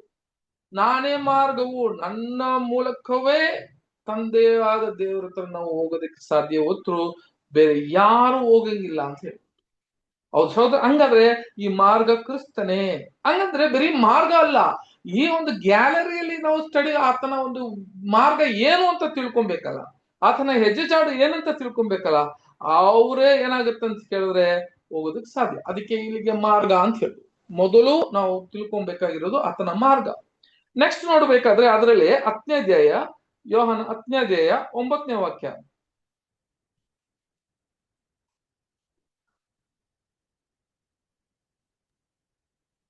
ನಾನೇ ಆ ಬಾಗಲು, ನನ್ನ ಮುಖಾಂತರವಾಗಿ ಯಾವನಾದರೂ ಒಳಗೆ ಹೋದರೆ ಸುರಕ್ಷಿತವಾಗಿದ್ದು ಒಳಗೆ ಹೋಗುವನು, ಹೊರಗೆ ಬರುವನು, ಮೇವನ್ನು ಕಂಡುಕೊಳ್ಳುವನು ಎಂಬುದೇ. ನೋಡ್ರ, ಆ ಮೇವನ್ನು ಕಂಡುಕೊಳ್ಳುವನು ಅಂತ ಕೇಳ್ತಾರೆ. ನಾನೇ ಬಾಗಿಲು ಅಂತ ಹೇಳಿದ್ರು. ನನ್ನ ಮೂಲಕ ಒಬ್ಬನು ಹೋಗುವಾಗ ತಂದೆ ದೇವರು ಆಕ್ಸೆಸ್, ಇಂಗ್ಲಿಷ್ ಅಲ್ಲಿ ಹೇಳುವಾಗ ಬಹಳ ಒಂದು ಒಳ್ಳೆ ಪದವನ್ನು ಅಲ್ಲಿ ಉಪಯೋಗ ಮಾಡಿದ್ದಾರೆ ಸಹೋದರ ಸಹೋದರರೇ. Testified that there is but one way of access to God. ಕ್ರಿಸ್ತನಿಗೆ, ತಂದೆಯ ದೇವರ ಹತ್ರ ಆಕ್ಸೆಸ್ ಮಾಡೋದಿಕ್ಕೆ ದೇರ್ ಇಸ್ ಓನ್ಲಿ ವೇ, ಅದು ಕ್ರಿಸ್ತನೇ ಅಂತ ಹೇಳಿದ್ರು. ಸೊ ಅವ್ರ ಮುಖಾಂತರವೇ ಹೋಗ್ಬೇಕು. ಹಂಗಾದ್ರೆ ಕ್ರಿಸ್ತನ ಬರೀ ನಂಬೋದು ಮಾತ್ರ ಅಲ್ಲ, ಎಲ್ಲರೂ ನಂಬ್ತಾರೆ. ಎಲ್ಲರೂ ಕ್ರಿಸ್ತನಿಗೆ ಕ್ರಿಸ್ಮಸ್ ಬಂದ ತಕ್ಷಣ ಎಲ್ಲರಿಗೂ ಗೊತ್ತು, ಕ್ರಿಸ್ಮಸ್ ಬಂದ ತಕ್ಷಣ ಎಲ್ಲರೂ ಏನ್ ಹಬ್ಬಪ್ಪ ಅಂತ ಹೇಳಿದ್ರೆ ಕ್ರಿಸ್ತನು ಹುಟ್ಟಿದ ಒಂದು ಹಬ್ಬ ಅಂತ ಅವ್ರಿಗೆಲ್ಲರಿಗೂ ಗೊತ್ತಿದೆ. ಎಲ್ಲರಿಗೂ ಕ್ರಿಸ್ತನು ಹುಟ್ಟಿರೋ ಹಬ್ಬ ಅಂತ. ಆದ್ರೆ ನಮ್ಗೆಲ್ಲ ಗೊತ್ತು ಕ್ರಿಸ್ತನ ಅವತ್ತು ಹುಟ್ಟಿಲ್ಲ ಅಂತ ನಮಗೆಲ್ಲರಿಗೂ ಗೊತ್ತು. ಆದ್ರೆ ಕೂಡ ಲೋಕಕ್ಕೆ ಏನು ಗೊತ್ತಾಗಿದೆ ಅಂತ ಹೇಳಿದ್ರೆ ಕ್ರಿಸ್ತನು ಹುಟ್ಟಿರುವ ಒಂದು ದಿನ ಅಂತ, ಕ್ರಿಸ್ತನು ಹುಟ್ಟಿರೋದಂತ ಗೊತ್ತಿದೆ. ಆದ್ರೆ ಈ ಒಂದು ನಂಬಿಕೆದಿಂದ, ಕ್ರಿಸ್ತನು ಹುಟ್ಟಿದ ನಂಬಿಕೆದಿಂದ ಹೋಗಕ್ ಸಾಧ್ಯ ಅಂತ ಹೇಳಿದ್ರೆ ಇಲ್ಲ. ಈ ಬಾಕಳ ಬಗ್ಗೆ ಬಹಳ ಮುಖ್ಯ. ಈ ಬಾಕಳು ಅಂತ ನೋಡ್ತೀವಿ. ಎರಡನೇದು ಸಹೋದರ ಸಹೋದರಿ ನೋಡ್ಬೇಕಾದ್ರೆ ಇಲ್ಲಿ ನಾನೇ ಬಾಕಿಲು ಅಂತ ಹೇಳಿದ್ರು. ಈಗ ಏನಾಯ್ತು ಅಂತ ಕೇಳಿದ್ರೆ ಸಹೋದರ ಸರಿ, ಈ ನೆಕ್ಸ್ಟ್ ಬಾಕಲಿಗೆ ಹೋಗುವಾಗ ಇವಾಗ ನೋಡ್ರಿ, ನೆಕ್ಸ್ಟ್ ಬಾಕಿಲಿದೆ. ಇಲ್ಲಿಗೆ ಯಾರು ಇದನ್ನ ಸರಿಯಾದ ರೀತಿಯಲ್ಲಿ ಅರ್ಥ ಮಾಡ್ಕೊಂಡಿದಾರೋ, ಸ್ಟಡಿ ಮಾಡ್ಕೊಂಡಿದಾರೋ, ದೇ ವಿಲ್ ಬಿ ಜಸ್ಟಿಫೈಡ್ ಅಂತ ಹೇಳ್ತಾರೆ. ಸೋದರ ಸೋದರಿ, ಚಿಕ್ಕ ವಿಷಯಗಳಾಗಿ ಇರ್ಬೋದು, ಆದ್ರೆ ಬಹಳ ಮುಖ್ಯವಂತ ವಿಷಯಗಳು. ನೋಡ್ರಿ, ನಾವ್ ಹೆಂಗೆ ತೀರ್ಮಾನ ಮಾಡ್ತೀವಿ ಅಂತ ಹೇಳಿದ್ರೆ, ನಾವೆಲ್ಲ ಹುಟ್ಟಿರೋದು ಆದಾಮ್ನಿಂದ ಅಂತ ಮೊದಲು ನಮಗೆ ಆ ಅರಿವು ಬೇಕು ಅಲ್ವಾ. ಸಾಮಾನ್ಯವಾಗಿ ಎಲ್ಲರಿಗೂ ಏನ್ ಗೊತ್ತಿದೆ ಅಂತ ಹೇಳಿದ್ರೆ, ನಾವೆಲ್ಲ ಹಂಗೆ ಬಂದಿದ್ದೀರಿ ಅಂತ ಕೆಲವು ಎಲ್ಲೋ ಯಾವ್ದೋ ಒಂದು ಮಂಗೆ ಒಂದು ಕೋತಿಯಿಂದ ಬಂದಿದೀವಿ ಅದೆಲ್ಲ ನಂಬ್ಕೊಂತಾರೆ. ಇದನ್ನ ನಂಬ್ಕೊಂಡು ಕೂಡ ಕ್ರಿಸ್ತನ ಮುಖಾಂತರ ನಮಗೆ ರಕ್ಷಣೆ ಸಿಗ್ತದೆ ಅಂತ ಹೇಳಿದ್ರೆ ಅದೆಲ್ಲ ಹಂಗಾಗೋದಿಲ್ಲ. ಹಂಗಾದ್ರೆ ಮೊದಲು ನಾವು ಏನ್ ತಿಳ್ಕೊಬೇಕಂದ್ರೆ, ನಾವೆಲ್ಲ ಆದಾಮ್ನಿಂದ ಬಂದಿದೀವಿ. ಆದಾಮ್ನ ಮುಖಾಂತರ ಆತನ ಒಂದು ಏನ್ರಿ ಲೈನೇಜ್ ಅಲ್ಲಿ ಆತನ ಮುಖಾಂತರ ನಾವು ಬಂದಿದೀವಿ. ಆದಾಮ್ ಮುಖಾಂತರ ಆ ಮರಣವೂ ಪಾಪವೂ ಕೂಡ ಬಂದಿದೆ. ಆದ್ದರಿಂದ ನಾನು ಕೂಡ ಆ ಪಾಪಿಗೆ ಪಾತ್ರನಾಗಿದ್ದೀನಿ, ನಾನು ಆ ಮರಣಕ್ಕೆ ಪಾತ್ರನಾಗಿದ್ದೀನಿ ಅಂತ ಮೊದಲು ಆ ಅರಿವು ಬೇಕು. ಅದಕ್ಕೆ ನಾವು ಓಲ್ಡ್ ಟೆಸ್ಟಿಮೆಂಟ್, ಹಳೆ ಒಡಂಬಡಿಕೆ ಓದೋದು ಬಹಳ ಮುಖ್ಯ. ಏನಕ್ಕೆಂದ್ರೆ ಫಸ್ಟ್ ಈ ಅರಿವು ನಮ್ಗೆ ಬೇಕು. ಆದಾಮಿಂದ ಹುಟ್ಟಿರುವ ನಾವೆಲ್ಲ, ಆದಾಮ್ ಪಾಪದಿಂದ ನಾನು ಕೂಡ ಪಾಪಿ. ಹಂಗಾದ್ರೆ ನಾನು ಏನೇ ಮಾಡಿದ್ರೆ ಕೂಡ ನಾನು ಏನಾಗ್ತಾ ದೇವ್ರ ಮುಂದೆ ಹೆಂಗ್ ನಿಂತಿರ್ತೀನಿ ಅಂತ ಕೇಳಿದ್ರೆ ಪಾಪಿಯಾಗಿದ್ದೀನಿ. ಮೊದಲನೇದು ಇದು ಗೊತ್ತಾಗ್ಬೇಕು. ಎರಡನೇದು ಏನ್ ಗೊತ್ತಾಗ್ಬೇಕಂದ್ರೆ, ಎರಡನೇ ಆದಾಮಾಗಿ ಕ್ರಿಸ್ತನು ಬಂದು ಈ ಎರಡನೇ ಆದಾಮನು ಏನು ಮಾಡಿದನು ಅಂತ ಕೇಳಿದ್ರೆ, ಮೊದಲನೇ ಆದಾಮ ಮೇಲೆ ಇದ್ದಿದ್ದಂತ ಪಾಪ, ಆತನ ಮೇಲೆ ಇದ್ದಿದ್ದಂತ ಆ ಮರಣವನ್ನು ತೆಗೆದುಹಾಕದನು. ಆಗಿರುವಾಗ ಈಗ ಎಲ್ಲರೂ ವಿಮೋಚನವಾಗಿ ಕೊಟ್ಟಿರುವ ಕ್ರಿಸ್ತನು ಒಂದ್ ಕಡೆ ಎರಡನೇ ಆದಾಮು, ಇನ್ನೊಂದ್ ಕಡೆ ಮೊದಲನೇ ಆದಾಮು. ಇದ್ ನೋಡ್ರಿ, ನಾವು ಜಡ್ಜ್ಮೆಂಟ್ ಮಾಡ್ಬೇಕಿದು. ಈ ಎರಡು ಜಡ್ಜ್ಮೆಂಟ್ ಮಾಡಿ ನಾನು ಈಗ ಆದಾಮ್ನಿಂದ ಬಂದಿದಂತ ಆ ಒಂದು ಜೀವವನ್ನು ಕೊಡಕ್ಕೆ ನಾನು ಸಿದ್ಧನಾಗಿರ್ಬೇಕು. ನಾನು ಬಿಟ್ಟು ಯಾರ ಒಂದು ಮಾರ್ಗವನ್ನು ನಾನು ಹುಡುಕಬೇಕು ಅಂದ್ರೆ, ಕ್ರಿಸ್ತನ ಹೇಳ್ದಂಗೆ ಈಗ ನಾನೇ ಮಾರ್ಗವು, ನಾನೇ ಬಾಕಿಲು, ಅದನ್ನ ಬಿಟ್ಟು ನಾನು ಕ್ರಿಸ್ತನ ಬಾಕಿಲಿಗೆ ಹೋಗ್ತೀನಿ ಅಂತ ಒಬ್ಬನಿಗೆ ಜ್ಞಾನ ಅರಿವು ಯಾರಿಗಿದೆಯೋ ಅವನೇ ಎರಡನೇ ಸ್ಟೆಪ್ಗೆ ಬರ್ತಾನೆ. ಹಂಗಾದ್ರೆ ನೀತಿವಂತ ಒಂದು ಸ್ಥಿತಿಗೆ ಆತನು ಬರ್ತಾನೆ. ನೀತಿವಂತನಂತ ಹೇಳಿದ್ರೆ ಏನರ್ಥ ಅಂತ ಹೇಳಿದ್ರೆ, ಜಡ್ಜ್ಮೆಂಟ್. ಒಂದು ನೀತಿವಂತ ಅಂತ ಹೇಳೋದಕ್ಕೆ ಅರ್ಥ ಏನು ಗೊತ್ತಾ? ಒಂದ್ ಕಡೆ ಆದಾಮನು ಮೊದಲನೇ ಆದಾಮ್ ಬಗ್ಗೆ ಗೊತ್ತಿರ್ಬೇಕು, ಇನ್ನೊಂದು ಎರಡನೇ ಆದಾಮ್ ಬಗ್ಗೆ ಗೊತ್ತಿರ್ಬೇಕು. ಇವು ಎರಡು ಗೊತ್ತಾದ್ಮೇಲೆ ನೀನು ಡಿಸಿಷನ್ ತಗೋಬೇಕು. ಏನ್ ಡಿಸಿಷನ್? ನಿನಗೆ ನೀತಿಯ ಒಂದು ಸ್ಥಿತಿಯಲ್ಲಿ ನಿಂತಿದ್ಯಾ, ನಾನು ಯಾವ ಮಾರ್ಗವನ್ನು ನಾನು ಚೂಸ್ ಮಾಡ್ಬೇಕು, ಅದನ್ನ ಸೆಲೆಕ್ಟ್ ಮಾಡ್ಬೇಕಂತ ನೀನು ಆ ಅರಿವನ್ನ ತಿಳಿದಿರ್ಬೇಕು. ಈಗ ಆ ಅರಿವು ತಿಳಿದ ಮೇಲೆ ನಾನು ಏನ್ ಮಾಡ್ತೀನಿ ಅಂತ ಕೇಳಿದ್ರೆ, ಹೌದು, ನನಗೆ ಅರಿವು ಬಂದಿರೋದ್ರಿಂದ ಇನ್ನು ಮುಂದೆ ಆದಾಮನಿಂದ ನಾನು ಬದುಕಿರಲ್ಲ, ಆದಾಮನಿಂದ ನಾನು ಈಗ ಸತ್ತೋಗ್ತೀನಿ, ಕ್ರಿಸ್ತನಲ್ಲಿ ಬದುಕಿರ್ತೀನಿ ಅಂತ ಕ್ರಿಸ್ತನ ಮಾರ್ಗವನ್ನು ಹುಡುಕ್ತಾನೋ ಅವನ್ ಏನಾಗ್ತಾನೆ ಅಂತ ಕೇಳಿದ್ರೆ ಒಳಗಡೆ ಹೋಗ್ತಾನೆ. ಎರಡನೇ ಆ ಒಂದು ಪರದೆ ಇದೆಯಲ್ಲ, ಅಲ್ಲಿಗೆ ಅವನು ಹೋಗ್ತಾನೆ, ಆ ಅಂಗಳ ಒಳಗೆ ಹೋಗ್ತಾನೆ ಅಂತ ನಾವು ನೋಡ್ತೀವಿ ಸಹೋದರ ಸಹೋದರಿಯರೇ. ಅದಕ್ಕೆ ಇವಾಗ ಅವನು ಹೊಸ ಮಾರ್ಗವನ್ನು ಕ್ರಿಸ್ತನ್ ಏನ್ ಮಾಡಿದ್ನಂತೆ, ತೆಗೆದನು ಅಂತ ಹೇಳ್ತಾರೆ. ಅದು ಕೂಡ ಓದೋಣ ಸಿಸ್ಟರ್. ಹೆಬ್ರಿಯರ್ಗೆ 10ನೇ ಅಧ್ಯಾಯ 19-20. ಹೀಗಿರುವಲ್ಲಿ ಸಹೋದರರೇ, ಯೇಸು ನಮಗೋಸ್ಕರ ಪ್ರತಿಷ್ಠಿಸಿದ ಜೀವವುಳ್ಳ ಹೊಸ ದಾರಿಯಲ್ಲಿ ಆತನ ರಕ್ತದ ಮೂಲಕ ಆತನ ಶರೀರವೆಂಬ ತೆರೆಯ ಮುಖಾಂತರ ದೇವರ ಸಮಾಕ್ಷಮದಲ್ಲಿ ಪ್ರವೇಶಿಸುವುದಕ್ಕೆ ನಮಗೆ ಧೈರ್ಯ ಉಂಟಾಯಿತು. ನೋಡ್ರ, ಹಾಗಿದ್ರೆ ಸಹೋದರ ಸಹೋದರಿ, ಆತನ ಒಂದು ದೇಹ ಅಂತ ಹೇಳ್ತಾರೆ. ಆತನ ದೇಹದಿಂದ ಆತನ ಜೀವನದ ಹೊಸ ದಾರಿಯನ್ನು ನಮಗೆ ಏನಾಗಿತ್ತು ಅಂತ, ಆತನ ರಕ್ತದ ಮೂಲಕ, ಆತನ ಶರೀರ ಮೂಲಕ ಅಲ್ವಾ, ಒಂದು ಹೊಸ ಮಾರ್ಗವನ್ನು ನಮಗೆ ಅವರು ಕೊಟ್ರು ಅಂತ ನೋಡ್ತೀವಿ. ಆ ಹೊಸ ಮಾರ್ಗವೇ ನಾವು ಚೂಸ್ ಮಾಡ್ಬೇಕು. ಇದು ಬಿಟ್ಟು ನಾನು ಹಿಂಗ್ ಬರ್ತೀನಿ ನೋಡಿ. ಹಂಗಾದ್ರೆ ಲೋಕದ ಅಂತ ಕೇಳಿದ್ರೆ ಅದಕ್ಕೆ ನಾವು ಹೇಳ್ತೀವಲ್ಲ, ಆದಾಮ್ನಿಂದ ಬಂದಿದ್ದ ವಿಷಯಗಳು ಎಲ್ಲ ನಾನು ಕೊಡಕ್ಕೆ ಸಿದ್ಧನಾಗಿದ್ದೀನಿ, ಅದನ್ನ ಬಿಡಕ್ಕೆ ಸಿದ್ಧನಾಗಿದ್ದೀನ. ಬಿಟ್ಟು ಕ್ರಿಸ್ತನ ಮಾರ್ಗವನ್ನು ನಾನು ಹುಡುಕ್ತೀನ, ಕ್ರಿಸ್ತನ ಮಾರ್ಗದಲ್ಲಿ ನಾನು ಹೋಗ್ತೀನ, ಅದನ್ನ ಹಂಗಾದ್ರೆ ನೀನು ಸರಿಯಾದ ರೀತಿಯಲ್ಲಿ ಜಸ್ಟಿಫೈ ಆಗಿದ್ಯಾ ಅಂತ ಕೇಳಿದ್ರೆ, ನೀತಿವಂತನಾಗಕ್ಕೆ ನೀನು ಸಿದ್ಧನಾಗಿದ್ಯಾ ಅಂತ ಅರ್ಥ. ತಂದೆ ದೇವರು ನಿಮ್ಮನ್ನ ನೀತಿವಂತನ ಮಾಡಲ್ಲ, ಕ್ರಿಸ್ತನು ನಿನ್ನ ನೀತಿವಂತನ ಮಾಡಲ್ಲ. ನೀನು ಈ ಎರಡು ವಿಚಾರ ಗೊತ್ತಾದ್ಮೇಲೆ ನಾನು ಯಾವ ಮಾರ್ಗವನ್ನು ಹುಡುಕ್ತೀನಿ, ಸರಿಯಾದ ಮಾರ್ಗ ನೀನ್ ಯಾವ ಹುಡುಕ್ತೀಯೋ ಆವಾಗ ನೀನ್ ನೀತಿವಂತನ ಆಗ್ತೀಯ. ಅದಕ್ಕೆ ಹೇಳ್ತಾರೆ, ನಂಬಿಕೆದಿಂದ ಒಬ್ಬನು ನೀತಿವಂತನಾಗ್ತಾನೆ ಅಂತ ಹೇಳ್ತಾರೆ. ಆಗ ನಿನ್ನ ನಂಬಿಕೆದಿಂದ ಒಬ್ಬನು ನೀತಿವಂತನಾಗ್ತಾನೆ, ಅದು ನೀನು. ಆಗ ಇದು ಮೊದಲನೇ ಬಾಗಿಲು ಅಂತ ನಾವು ನೋಡ್ತೀವಿ ಸಹೋದರ ಸಹೋದರ. ಹೀಗಿರುವಾಗ ಎರಡನೇ ಬಾಗಿಲಿಗೆ ನಾವು ಓಡ್ತೀವಿ. ಈ ಎರಡನೇ ಬಾಗಿಲು ಹೋಗುವಾಗ ಅಪೊಸ್ತಲ ಪೌಲ್ ಏನ್ ಹೇಳ್ತಾನೆ ಅಂತ ಕೇಳಿದ್ರೆ, ಅದು ಕೂಡ ಒಂದು ಓದ್ಬಿಡೋಣ. ಹೆಬ್ರಿಯರಿಗೆ 9ನೇ ಅಧ್ಯಾಯ 8ನೇ ವಾಕ್ಯ. ಹೆಬ್ರಿಯರಿಗೆ 9:8.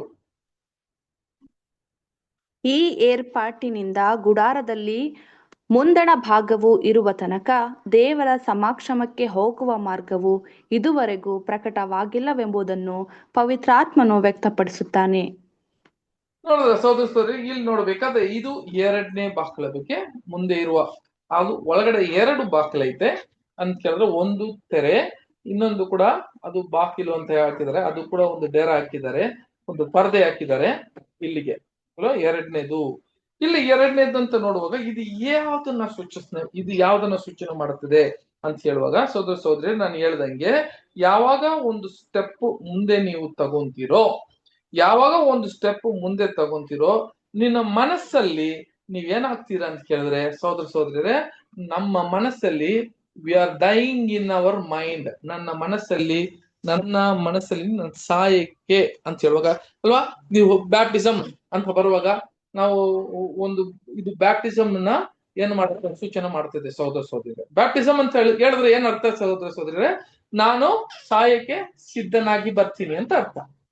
ಓಕೆ ನೋಡ್ರಿ, ನಾನು ಬ್ಯಾಪ್ಟಿಸಮ್ ಅಂತ ಬರುವಾಗ ನಾನು ಆದಾಮ್ ನೋಡಿ, ಇದು ಬಹಳ ಸೂಕ್ಷ್ಮವಾಗಿ ಅರ್ಥ ಮಾಡ್ಕೊಂಡ್ರೆ ನಮ್ಮ ಕಾನ್ಸಿಕ್ರೇಷನ್ ಅನ್ನು ನಾವು ಅರ್ಥ ಮಾಡ್ಕೊಂಡು, ನೀವು ಕೇಳಿರ್ತೀರಾ, ಅದಕ್ಕೆ ದೇವದರ್ಶನ ಗುಡಾರದಲ್ಲಿ ಇರುವ ಪಾಠನ್ನು ನಿಮಗೆ ಹೇಳ್ತಾ ಇದ್ದೀನಿ. ಈಗ ಮೊದಲನೇದು, ನೀವು ಜಡ್ಜ್ಮೆಂಟ್ ತಗೊಂಡ್ರಿ, ಇಲ್ಲ ಇದು ಆದಾಮ್ನಿಂದ ಬಂದಿದ್ದ ವಿಷಯ ನನಗೆ ಗೊತ್ತಿತ್ತು, ಅದಕ್ಕೆ ನಾನು ಕ್ರಿಸ್ತನ ಮಾರ್ಗವನ್ನು ನನಗೆ ತಿಳಿದಿತ್ತು, ಆ ಮಾರ್ಗದಲ್ಲಿ ಹೋಗ್ತೀನಿ ಅಂತ ಮುಂದೆ ಬರ್ತೀರಾ.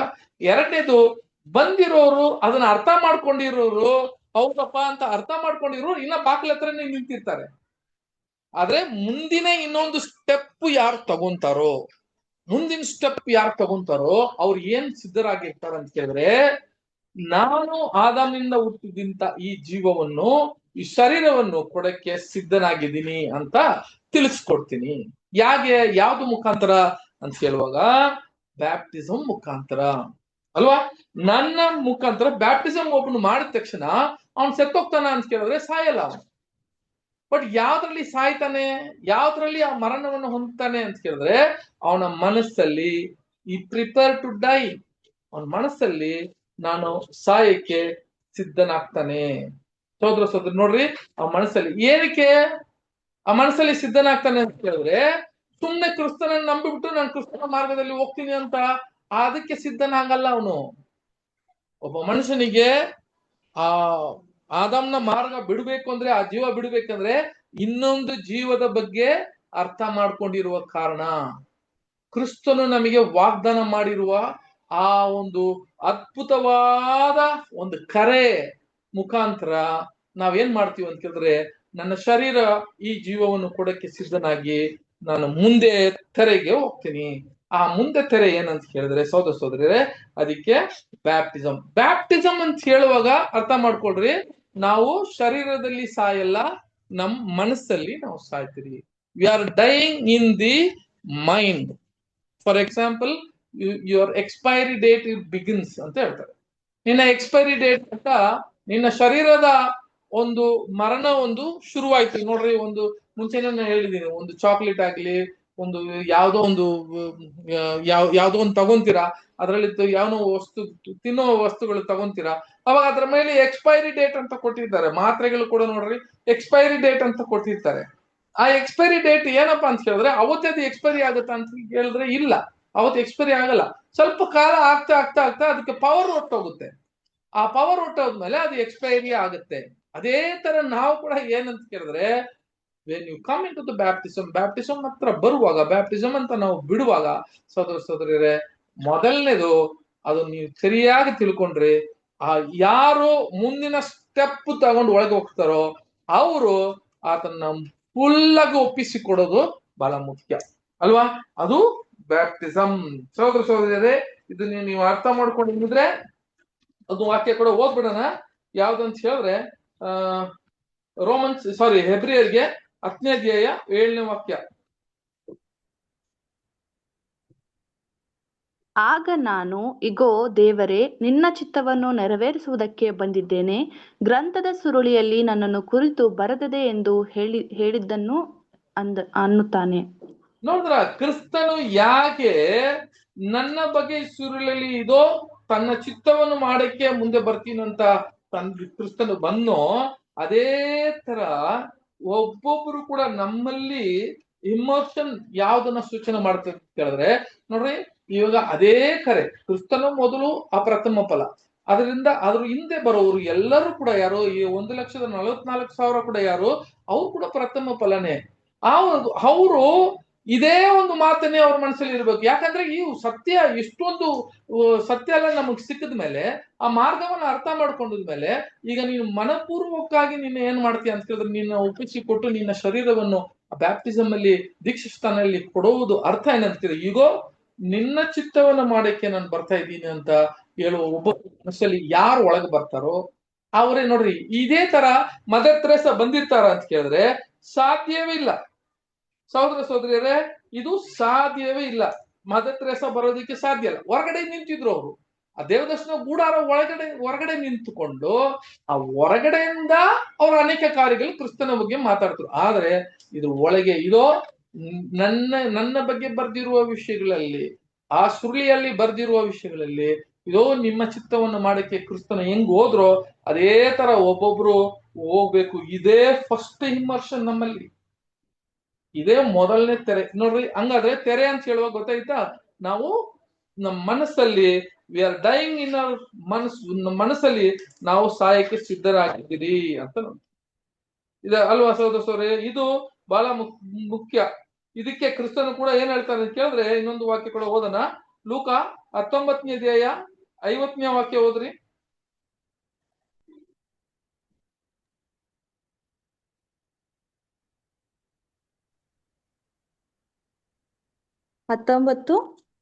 ಸಾರಿ, ಲೂಕ 12ನೇ ಅಧ್ಯಾಯ 50, 12:50.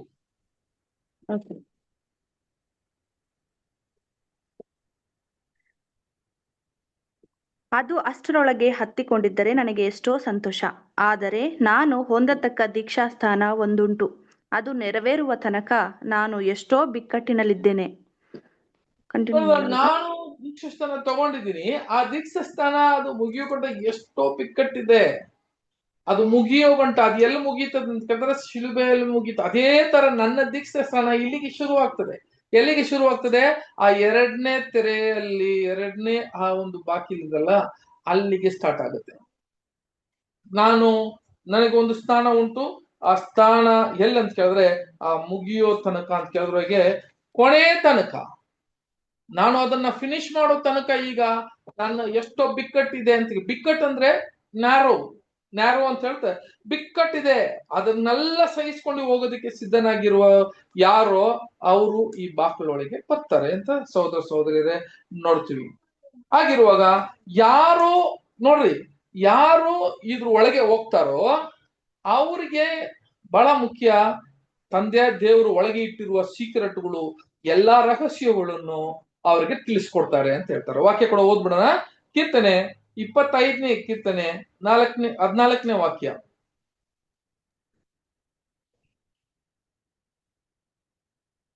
ಯೆಹೋವನು ತನ್ನ ಸದ್ಭಕ್ತರಿಗೆ ಆಪ್ತ ಮಿತ್ರನಂತಿರುವನು, ಅವರಿಗೆ ತನ್ನ ಒಡಂಬಡಿಕೆಯ ಅನುಭವವನ್ನು ದಯಪಾಲಿಸುವನು. ಆತನ ನೋಡ್ದ ಹಂಗದ ಯೆಹೋವನು ತನ್ನ ಮಿತ್ರನ್ನು, ಆ ಒಡಂಬಡಿಕೆಯನ್ನು, ಆ ರಹಸ್ಯವನ್ನು ಅವರಿಗೆ ತಿಳಿಸೋರಂತೆ. ಆ ಒಡಂಬಡಿಕೆ ಏನು ಅಂತ, ದಟ್ ಈಸ್ ದ ಸೀಕ್ರೆಟ್. ಯಾರಿಗೆ ಅಂತ ಹೇಳಿದ್ರೆ, ಯಾರು ಒಡಂಬಡಿಕೆ ಮಾಡ್ತಾರೋ, ತಂದೆಯ ದೇವರ ಹತ್ರ ಯಾರು ಒಡಂಬಡಿಕೆ ಮಾಡಿರ್ತಾರೋ ಅವ್ರಿಗೆ ಇರುವ ಆ ಒಡಂಬಡಿಕೆ ಬಗ್ಗೆ ಎಲ್ಲ ವಿಚಾರವನ್ನು ಅವ್ರಿಗೆ ತಿಳಿಸ್ತಾರೆ. ದಟ್ ಈಸ್ ಅಗ್ರಿಮೆಂಟ್ ಅಂತ ಹೇಳಿದ್ರೆ ಏನು? ಸೀಕ್ರೆಟ್ ಕವನೆಂಟ್ ಅಂತ ಹೇಳ್ತಾರೆ ಇಂಗ್ಲಿಷ್ ಅಲ್ಲಿ ಓದುವಾಗ. ಸೋದರ ಸೋದರಿದ್ರೆ, the secret of the Lord is with them that fear. ಯಾರು ತಂದೆಯ ದೇವರಿಗೆ ಏನಂತೆ? ಮತ್ತೆ ಓದಿ ಸಿಸ್ಟರ್ ವಾಕ್ಯ. ಯೆಹೋವನು ತನ್ನ ಸದ್ಭಕ್ತರಿಗೆ ಆಪ್ತ ಮಿತ್ರನಂತಿರುವನು, ಅವರಿಗೆ ಇರೋನಿಗೆ ಆ ಒಡಂಬಡಿಕೆ ಏನ್ ಮಾಡ್ತಾನಂತೆ? ದಯಪಾಲಿಸುವನು. ಅಂದ್ರೆ ಅರ್ಥ ಏನು? Who fears the God, who fear God, ಅವ್ರ ಮೇಲೆ ಭಯ ಭಕ್ತಿ ಇರೋನ್ ಆತ್ಮ ಮಿತ್ರರು ಅಂತ ಹೇಳಿದ್ರೆ, ಭಯ ಭಕ್ತಿ ಯಾರಿಗಿದೆಯೋ ಆತನಿಗೆ ಆತನ ಒಂದು ಒಡಂಬಡಿಕೆ ಏನು ಅಂತ ತಿಳಿಸ್ಕೊಡ್ತಾನಂತೆ. ಅನ್ನೋ ತನಕ ಏನಾಗಲ್ಲ ಅಂತ ಕೇಳಿದ್ರೆ, ಒಡಂಬಡಿಕೆ ನಾವು ಕೂಡ ಇವಾಗೆಲ್ಲ ಬೈಬಲ್ ಸ್ಟೂಡೆಂಟ್ ಆಗಿ ಬಂದಿದ್ದೀರಿ. ಎಷ್ಟು ಗೊತ್ತಾಗಿದೆ ಅಂತ ಕೇಳಿದ್ರೆ ಸ್ವಲ್ಪ ಮಾತ್ರವೇ ಗೊತ್ತಾಗಿರ್ಬೋದು ನಮಗೆ. ಇನ್ನ ಒಡಂಬಡಿಕೆ ನಾವು ಒಳಗಡೆ ಹೋಗ್ತಾ ಹೋಗ್ತಾ ಹೋಗ್ತಾ ಹೋಗ್ತಾ ಈ ಪ್ರಕಾರ ಈ ದೇವದರ್ಶನ ಗೂಢಾದರೊಳಗೆ ಒಳಗೆ ಇನ್ನ ಡೀಪ್ ಆಗಿ ಹೋಗುವಾಗನೇ ಅರ್ಥ ಆಗುತ್ತೆ ನಾವು ಎಷ್ಟು ಬೆಳೆದಿದೀವಿ, ಇನ್ನ ತಂದೆ ದೇವ್ರು ನಮಗೆ ಒಡಂಬಡಿಕೆ ಏನೆಲ್ಲ ತಿಳಿಸಿದಾನೆ ಅಂತ. ಅವಾಗೆ ಆ ಬಿಕ್ಕಟ್ಟು ಬರೋದು. ಆ ಬಿಕ್ಕಟ್ಟಲ್ಲಿ ಯಾವಾಗ ಗೊತ್ತಾಗುತ್ತೆ? ನಾವು ಬಿಕ್ಕಟ್ಟು ಹೆಂಗ್ ಬರುತ್ತೆ? ನಾವ್ ಅನ್ಕೊಂಡಿದೀವಿ ನಾವು ಪಡುವ ಕಷ್ಟದಲ್ಲಿ ಬಿಕ್ಕಟ್ಟು ಬರುತ್ತಾ? ಇಲ್ಲ ಸಹೋದರ ಸಹೋದರಿ, ನಮಗೆ ಊಟ ತಿಂಡಿ ಇದೆಲ್ಲ ತಂದೆ ದೇವರು ವಾಗ್ದಾನ ಮಾಡಿದ್ದಾರೆ ನಮಗೆ. ಇವೆಲ್ಲ ಒಂದು ಕೂಡ ನಮಗೆ ಕೊರತೆ ಇಟ್ಟಿರಲಿಲ್ಲ. ಇವಾಗ ನಮಗೆ ಏನೇ ಆಗಿರ್ಲಿ, ನಾವು ದೊಡ್ಡ ಮನೆ ಆಗ್ಲಿ ಚಿಕ್ಕ ಮನೆ ಆಗಿರ್ಲಿ, ನಮಗ್ ಬೇಕಾಗಿರುವ ವಿಷಯಗಳನ್ನ ತಂದೆ ದೇವ್ರು ಯಾವತ್ತೂ ಕೊರತೆ ಇಟ್ಟಿಲ್ಲ, ನಮ್ಮಲ್ಲಿ ಕೊಟ್ಟಿರ್ತಾರೆ. ಬಿಕ್ಕಟ್ಟು ಹೆಂಗ್ ಬರುತ್ತೆ ಅಂತ ಕೇಳಿದ್ರೆ, ಇನ್ನ ನೀನು ಅದನ್ನಲ್ಲಿ ಇನ್ನ ಆಳವಾಗಿ ಹೋಗುವಾಗ ಆ ಒಡಂಬಡಿಕೆ ನಿನಗೆ ತಿಳಿಸುವಾಗ, ಆ ಒಡಂಬಡಿಕೆ ಮುಖಾಂತರ ನಿನಗೆ ಆ ಬಿಕ್ಕಟ್ಟು ಬರೋದು. ಹೌದು ಸಹೋದರ ಸಹೋದರಿಯರೇ, ಅದಕ್ಕೆ ಏನ್ ಹೇಳ್ತಾರೆ, ಈಗ ಅದು ಒಳಗೆ ಹೋಗುವಾಗ ನಮ್ಮನ್ನ ಏನ್ ಮಾಡ್ತಾರೆ ಅಂತ ಕೇಳಿದ್ರೆ, ಯಾರೆಲ್ಲ ಅವ್ರ ಹತ್ರ ಒಡಂಬಡಿಕೆ ಮಾಡ್ತಾರೋ ಅವರೆಲ್ಲ ಒಟ್ಟಿಗೆ ಸೇರ್ತಾರಂತೆ. ವಾಕ್ಯ ಓದೋಣ ಅದ್ರಲ್ಲಿ ಕೀರ್ತನೆ 50ನೇ ಅಧ್ಯಾಯ 5ನೇ ವಾಕ್ಯ. ಕೀರ್ತನೆ 55. ನನ್ನೊಡನೆ ಯಜ್ಞದ ಮೂಲಕ ಒಡಂಬಡಿಕೆಯನ್ನು ಮಾಡಿಕೊಂಡ ನನ್ನ ಭಕ್ತರನ್ನು ನನ್ನ ಬಳಿಗೆ ಕರಕೊಂಡು ಬನ್ನಿರಿ ಎಂದು ಆಜ್ಞಾಪಿಸುತ್ತಾನೆ. ಈಗ ಏನ್ ಹೇಳ್ತಾರೆ, ಇವಾಗ ಒಡಂಬಡಿಕೆ ಮಾಡಿದ್ರೆ ಬರೀ ಕ್ರಿಸ್ತನ ನಂಬೋದು ಮಾತ್ರ ಅಲ್ಲ, ಆ ಬಾಗಿಲ ಹತ್ರ ಬರೀ ಹೊರಗಡೆ ಇರುವ ಬಾಗಿಲ ಹತ್ರ ನಿಂತು ಬಿಟ್ಟು ಹೋಗಿರೋ ಎಷ್ಟೋ ಜನ ಇದ್ದಾರೆ, ಹಂಗೆ ಹೋಗ್ಬಿಟ್ಟವ್ರು ಎಷ್ಟೋ ಜನ ಇದ್ದಾರೆ, ಇನ್ನ ಅಲ್ಲೇ ನಿಂತಿರೋರು ಎಷ್ಟೋ ಜನ ಇದ್ದಾರೆ. ಆದ್ರೆ ಮುಂದೆ ನಾವು ಇನ್ನು ಒಂದು ಹೆಚ್ಚು ಚಾಡಿನ ಇಟ್ಟಿ ಅದನ್ನ ನೀತಿವಂತನಾಗಿ ಅದನ್ನ ತಿಳ್ಕೊಂಡು ಇದೇ ಸರಿಯಾದ ಮಾರ್ಗ, ಬರುವ ರಾಜ್ಯದಲ್ಲಿ ಬರುವ ಎಲ್ಲ ಕಾಲದಲ್ಲಿ ಎಲ್ಲರೂ ಕ್ರಿಸ್ತನ ಹಠ ಬೆಳ್ಳೇಬೇಕು. ಅದರಲ್ಲಿ ಪ್ರಥಮ ಫಲ ನಾವು ಅಷ್ಟೇ. ಮೊದಲು ನಾವು ಸ್ಟೆಪ್ ತಗೊಂತೀವಿ, ಮೊದಲು ಹೆಜ್ಜೆ ನಾವನ್ನ ಇಡ್ತೀವಿ. ಒಂದ್ ದಿವಸ ಬರುತ್ತೆ ಎಲ್ಲರೂ ಅದನ್ನ ಹಿಂಬಾಲಿಸಬೇಕಾಗುತ್ತೆ. ಆದ್ರಿಂದ ಅಲ್ಲಿಗೆ ಹೋಗಿ ಸೇರೋದು ಬದಲು ಈಗಲೇ ನಾವು ಎತ್ತಬೇಕಂತೆ. ಇವಾಗ ನಮ್ಮ ಹೆಜ್ಜೆಜಾಡನ್ನ ತೆಗಿಬೇಕು ಸಹೋದರ ಸಹೋದರಿಯರೇ. ಆಗ ಏನಾಗುತ್ತೆ ಅಂತ ಕೇಳಿದ್ರೆ, ಆ ಒಡಂಬಡಿಕೆಯನ್ನು ತಿಳಿಸ್ತಾನೆ. ಆ ಒಡಂಬಡಿಕೆ ಯಾರಿಗೆ ತಿಳಿಸ್ತಾನೆ ಅಂತ ಕೇಳಿದ್ರೆ, ಆತನ ಭಕ್ತನನ್ನು ಏನ್ ಮಾಡ್ತಾನೆ ಅಂತ ಕೇಳಿದ್ರೆ ಸೇರ್ಸ್ತಾನೆ ಅಂತೆ. ಆತನ ಭಕ್ತನನ್ನು ಸೇರ್ಸ್ತಾನೆ.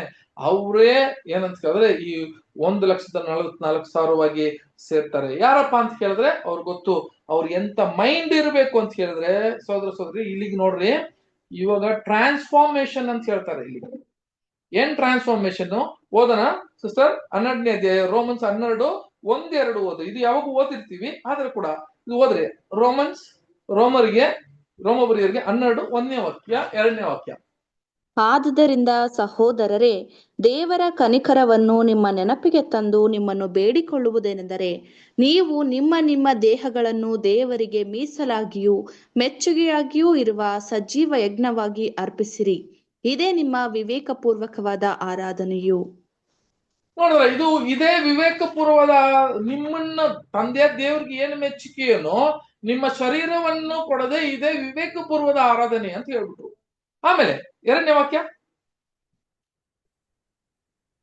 ಇಹಲೋಕದ ನಡವಳಿಕೆಯನ್ನು ಅನುಸರಿಸದೆ ನೂತನ ಮನಸ್ಸನ್ನು ಹೊಂದಿಕೊಂಡು ಪರಲೋಕ ಭಾವದವರಾಗಿರಿ. ಹೀಗಾದರೆ ನೂತನ ಮನಸ್ಸು ಸಹೋದರ ಸಹೋದರಿಯರೇ, ಇದೇ ಹೇಳ್ತಾ ಇದ್ದೆ. ಈಗ ಒಳಗಡೆ ಹೋಗುವಾಗ ನೂತನ ಮನಸ್ಸಾಗಿ ನೀವು ಹೋಗ್ರಿ ಒಳಗೆ ಅಂತ ಹೇಳ್ತಾರೆ. ಅಂದ್ರೆ ಏನರ್ಥ? ನೂತನ ಶರೀರ ಅಲ್ಲ, ನೂತನ ಮನಸ್ಸು. It is your mind. ನಿನ್ನ ಮನಸ್ಸಲ್ಲಿ ನೀನೇನಾಗ್ತದೆ ಅಂತ ಕೇಳಿದ್ರೆ ನೂತನ ಮನಸ್ಸಾಗಿ ಒಳಗಡೆ ಹೋಗ್ತೀನಿ. ಇದು ಮನಸ್ಸಲ್ಲಿ ಇರ್ಬೇಕು ಸಹೋದರ ಸಹೋದರಿ. ಅಪೊಸ್ತಲರಿಗೆ ಹೇಳಿದ್ರ? ಹೌದು, ಅಪೊಸ್ತಲರಿಗೆ ಯಾಗಿದ್ರು ಅಂತ ಹೇಳಿದ್ರೆ ಒಂದೊಂದು ದಿನ ಕೂಡ ಸಹೋದರ ಸಹೋದರಿಯರೇ ಅವ್ರು ಇದ್ದಿದ್ದಂತ ಮನಸ್ಸಲ್ಲಿ ತುಂಬಾ ಒಂದು ಮುಖ್ಯವಾದ ಒಂದು ವಿಷಯಗಳನ್ನ ಹೇಳ್ಕೊಂಡು ಬರ್ತಾ ಇದ್ರು. ಯಾವ ತರ ಅವರು ಮನಸ್ಸಲ್ಲಿ ಅವರು ದಿನ ಅವರು ಮಾಡ್ತಾ ಇದ್ರು ಅಂತ ಕೇಳಿದ್ರೆ, ವಾಕ್ಯ ಕೂಡ ಕೆಲವು ವಾಕ್ಯ ಓದೋಣ ಸಹೋದರ ಸಹೋದರಿಯರೇ. ಇದು ನೂತನ ಮನಸ್ಸು ನಮ್ಮಲ್ಲಿ ಇರ್ಬೇಕ್ರಿ. ನಮ್ಮ ಶರೀರ ಇದ್ದೇ ಇರ್ತದೆ, ನಮ್ಮ ಶರೀರ ಪಾಪದ ಶರೀರ ಇದ್ದೇ ಇರ್ತದೆ. ಅದರ ಮನಸ್ಸಲ್ಲಿ ಎಲ್ಲಿರ್ತೀಯ ಅಂತ ಕೇಳಿದ್ರೆ ದೇವದರ್ಶನ ಗುಡಾರ ಒಳಗೆ ಎಂಟ್ರ್ ಆಗಿದ್ಯಾ ಅಂತ ಅರ್ಥ. ನೂತನ ಮನಸ್ಸು ದಿನ ನೀನು ನೂತನ ಮನಸ್ಸಾಗಿರ್ಬೇಕು, ಬೆಳಿಬೇಕು. ಈ ಲೋಕದ ಕಾರ್ಯಗಳು ಬಿಟ್ಬಿಟ್ಟು ಕ್ರಿಸ್ತನ ಈಗೋ ನಿಮ್ಮ ಚಿತ್ತ ಏನು ಸುರುಳಿಯಲ್ಲಿ ಏನು ಬರ್ದಿದೆಯೋ, ನನ್ನ ಬಗ್ಗೆ ಬರ್ದಿದೆ, ನಿಮ್ಮ ಬಗ್ಗೆ ಬರ್ದಿದೆ, ಕ್ರಿಸ್ತನ ಬಗ್ಗೆ ಬರ್ದಿದ್ದು, ಅದನ್ನ ನೆರವೇರಿಸಿ ಹೋಗ್ಬಿಟ್ರು. ಇನ್ನು ಯಾರ ಬಗ್ಗೆ ಬರ್ದಿದೆ ಅಂತ ಕೇಳಿದ್ರೆ ಈ 7ನೇ ಸಭೆಯಲ್ಲಿ ಇರುವ ನಮ್ಮ ಬಗ್ಗೆ ಬರ್ದಿದೆ. ಯಾವ ತರ ನಾವು ಬೆಳಿಬೇಕು, ಯಾವ ತರ ನಾವು ಆ ಸಾರೂಪ್ಯಕ್ಕೆ ಬರಬೇಕು ಅಂತ ನಾವು ದಿನ ಓದ್ತಾ ಇದ್ದೀವಿ. ಅದ್ರ ನಮ್ಮ ಬಗ್ಗೆ ಬರ್ದಿದೆ. ಇವಾಗ ಅದನ್ನ ನೆರವೇರಿಸಕ್ಕೆ ನಾನು ಮುಂದೆ ಬಂದಿದ್ದೀನಂತ ನನ್ನ ಮನಸ್ಸಲ್ಲಿ ನೂತನವಾಗಿ ನಾನು ಬದಲಾವಣೆ ಆಗ್ಬೇಕು. ನಾನು ಅದಾಗಿಲ್ಲ ಅಂತ ಕೇಳಿದ್ರೆ ಸಹೋದರ ಸಹೋದರಿಯರೇ, ಅದರಿಂದ ಏನು ಸುಖವಿಲ್ಲ. ಆದ್ರಿಂದ ನೋಡ್ರಿ, ಒಂದು ವಾಕ್ಯ ಹೆಂಗ್ ಹೇಳ್ತಾರೆ ಅಂತ ಕೇಳಿದ್ರೆ ಓದೋಣ ಸರ್. ಒಂದು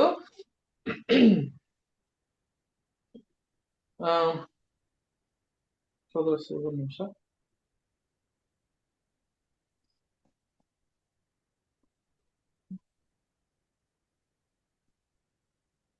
ಇನ್ನೊಂದು ವಾಕ್ಯ ಓದಿ ಸಿಸ್ಟರ್. ರೋಮಬರಿಯರಿಗೆ 6ನೇ ಅಧ್ಯಾಯ 3. ಕ್ರಿಸ್ತ ಯೇಸುವಿನಲ್ಲಿ ಸೇರುವುದಕ್ಕೆ ದೀಕ್ಷಾಸ್ನಾನ ಮಾಡಿಸಿಕೊಂಡವರಾದ ನಾವೆಲ್ಲರೂ ಆತನ ಮರಣದಲ್ಲಿ ಪಾಲುಗಾರರಾಗುವುದಕ್ಕೆ ದೀಕ್ಷಾಸ್ನಾನ ಮಾಡಿಸಿಕೊಂಡೇವೆಂದು ನಿಮಗೆ ತಿಳಿಯದೋ? ನೋಡಿದ್ರ, ಈಗ ಕ್ರಿಸ್ತನಲ್ಲಿ ಒಬ್ಬೊಬ್ರು ಕೂಡ ತಿಳ್ಕೊಬೇಕಾಗಿರೋ ವಿಷಯ ಏನಂತ, ಕ್ರಿಸ್ತನಲ್ಲಿ ನಾವು ಬರುವಾಗ ಅದು ಏನು ಅದನ್ನ ಸೂಚನೆ ಆಗ್ತದೆ ಅಂತಂದ್ರೆ, ಆತನ ಮರಣದಲ್ಲಿ ಪಾಲುಗಾರರಾಗಿದ್ದೀರಾ ಅಂತ ನಿಮ್ಗೆ ಗೊತ್ತಿಲ್ವಾ ಅಂತ ಹೇಳ್ತಾ ಇದ್ದಾರೆ. ಇದು ಬಹಳ ಮುಖ್ಯ ಸೋದರ. ಮರಣ ಅಂತ ಹೇಳುವಾಗ ಮತ್ತೆ ನಾನು ಇಲ್ಲಿ ನಿಮಗೆ ಒಂದು ವಿಷಯ ಹೇಳ್ತೀನಿ. ಮರಣ ಅನ್ನುವಾಗ ನಮ್ಮ ಮನಸ್ಸಲ್ಲಿ ಸಾಯೋದು ಬಗ್ಗೆ ಮಾತಾಡ್ತಾ ಇದ್ದಾರೆ, ಶರೀರದಲ್ಲಿ ಅಲ್ಲ. ಹಂಗಾದ್ರೆ ಮೊದಲನೇ ಒಳಗೆ ಹೋಗುವಾಗ ನಮ್ಮ ಮನಸ್ಸಲ್ಲಿ we have to die in our mind. ಅದು ದಿನ ದಿನ ನಡಿಬೇಕು. ದಿನ ದಿನ ನಾವು ಏನಾಗ್ಬೇಕಂತ ಕೇಳಿದ್ರೆ ನಮ್ಮಲ್ಲಿ ಬದಲಾವಣೆ ಆಗ್ತಾ ಬರ್ಬೇಕು. ಸಹೋದರರೇ, ನಾವು ಮಾಡ್ತಾ ಇದ್ದೀರಾ? ಇಲ್ಲ. ಅದಕ್ಕೆ ಒಂದು ಎಕ್ಸಾಂಪಲ್ ಕೊಟ್ರು. ಯಾರಂತ ಕೇಳಿದ್ರೆ ಒಂದು ಸಹೋದರನು ಇದಕ್ಕೆ ಒಂದು ಎಕ್ಸಾಂಪಲ್ ಕೊಡ್ತಾನೆ. ಆ ಎಕ್ಸಾಂಪಲ್ ನಿಮ್ಮ ಹತ್ರ ನಾನು ಹೇಳ್ತೀನಿ ಸಹೋದರಿ. ಏನಂತ ಹೇಳಿದ್ರೆ ನೋಡ್ರಿ, ಅವರು ಫಸ್ಟ್ ಆಫ್ ಆಲ್ ಒಂದು ಎಕ್ಸಾಂಪಲ್ ಮಾತ್ರ ಇದು, ಹಂಗೆ ನಿಜವಾಗಿ ಇದು ತಗೊಂಡ್ಬಿಡ್ರಿ. ಆಗ ಒಂದು ನಾಯಿ ಬಗ್ಗೆ ಒಂದು ಬ್ರದರ್ ಎಕ್ಸಾಂಪಲ್ ಕೊಡ್ತಾರ್ರಿ. ಏನು ಅಂತ ಕೇಳಿದ್ರೆ, ಆ ನಾಯಿ ಬಂದು ತಂದೆ ದೇವ್ರ ಹತ್ರ, ಕೆಲವು ನಾಯಿಗಳು ನೋಡಿದೀವಲ್ಲ, ಏನಂತ ಕೇಳಿದ್ರೆ ಕೆಲವು ನಾಯಿಗಳೆಲ್ಲ ಹೆಂಗಿರ್ತದೆ ಅಂತ ಕೇಳಿದ್ರೆ ತುಂಬಾ ಒಂದು ಪ್ರೀತಿಯಾಗಿ ಇರ್ತದೆ ಅಲ್ವಾ, ತುಂಬಾ ಒಂದು ಪ್ರೀತಿಯನ್ನು ತೋರಿಸುವ ಒಂದು. ಅದಕ್ಕೆ ಏನಾಗುತ್ತೆ ಅಂತ ಕೇಳಿದ್ರೆ, ಒಂದು ದಿವಸ ಅದು ಮನಸ್ಸಲ್ಲಿ ನಾನು ಕೂಡ ಮನುಷ್ಯನಾಗಬೇಕು ಅಂತ ಅದು ಮನಸ್ಸಿತ್ತಂತೆ. ಆಗ ಇದು ಬ್ರದರ್ ಕೊಡುವ ಒಂದು ಎಕ್ಸಾಂಪಲ್. ಬ್ರದರ್ ಬೆಂಜಮಿನ್ ಬಾಟನ್ ಎನ್ನುವ ಒಂದು ಸಹೋದರರು ಒಂದು ಎಕ್ಸಾಂಪಲ್ ಕೊಡ್ತಾರೆ. ಏನಕ್ಕೆ ಅಂತ ಕೇಳಿದ್ರೆ, ಇದಕ್ಕೆ ನಿಜವಾಗಿ ಅದೇ ತರ ನಡೆದಿದ್ಯಾ ಅಂತ ಕೇಳಿದ್ರೆ ಆ ತರ ನಡೆದಿಲ್ಲ. ಒಂದು ಎಕ್ಸಾಂಪಲ್ ಕೊಡ್ತಾನೆ. ಯಾವ ತರ ಕೊಡ್ತಾರೆ ಅಂತ ಕೇಳಿದ್ರೆ ಸಹೋದರನೇ, ಅವಾಗ ಆ ನಾಯಿ ಹೋಗಿ ಏನ್ ಕೇಳಿತ್ತಂತೆ, ನಾನು ಮನುಷ್ಯನ ತರ ಬಾಳ್ಬೇಕು ದೇವ್ರೆ, ಎಲ್ಲರೂ ಮನುಷ್ಯನ ತರ ಇಷ್ಟೊಂದು ಪ್ರೀತಿಯಲ್ಲಿ ಇರ್ತಾರಲ್ಲ, ಅದೇ ತರ ನಾನು ಕೂಡ ಮನುಷ್ಯನಾಗಿ ಇರ್ಬೇಕು ಅಂತ ಹೇಳುವಾಗ, ಆವಾಗ ನನ್ನ ಮನುಷ್ಯನ ಒಂದು ಶರೀರವನ್ನು ಕೊಡು ಅಂತ ಕೇಳಿತಂತೆ.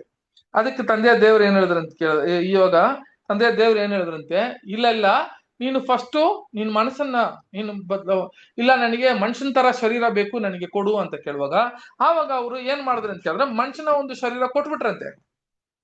ಮನುಷ್ಯನ ಶರೀರ ಕೊಡುವಾಗ ಈ ನಾಯಿ ಏನಾಯ್ತು ಅಂತ ಕೇಳಿದ್ರೆ, ಅದು ಬರುವಾಗ ಹೆಂಗಿತ್ತಂತ ಕೇಳಿದ್ರೆ, ಮನುಷ್ಯನ ಶರೀರ ಕೊಟ್ಟ ಮೇಲೆ ಮನುಷ್ಯ ಶರೀರ ಎಲ್ಲ ಮನುಷ್ಯನಾಗಿದ್ನಂತೆ.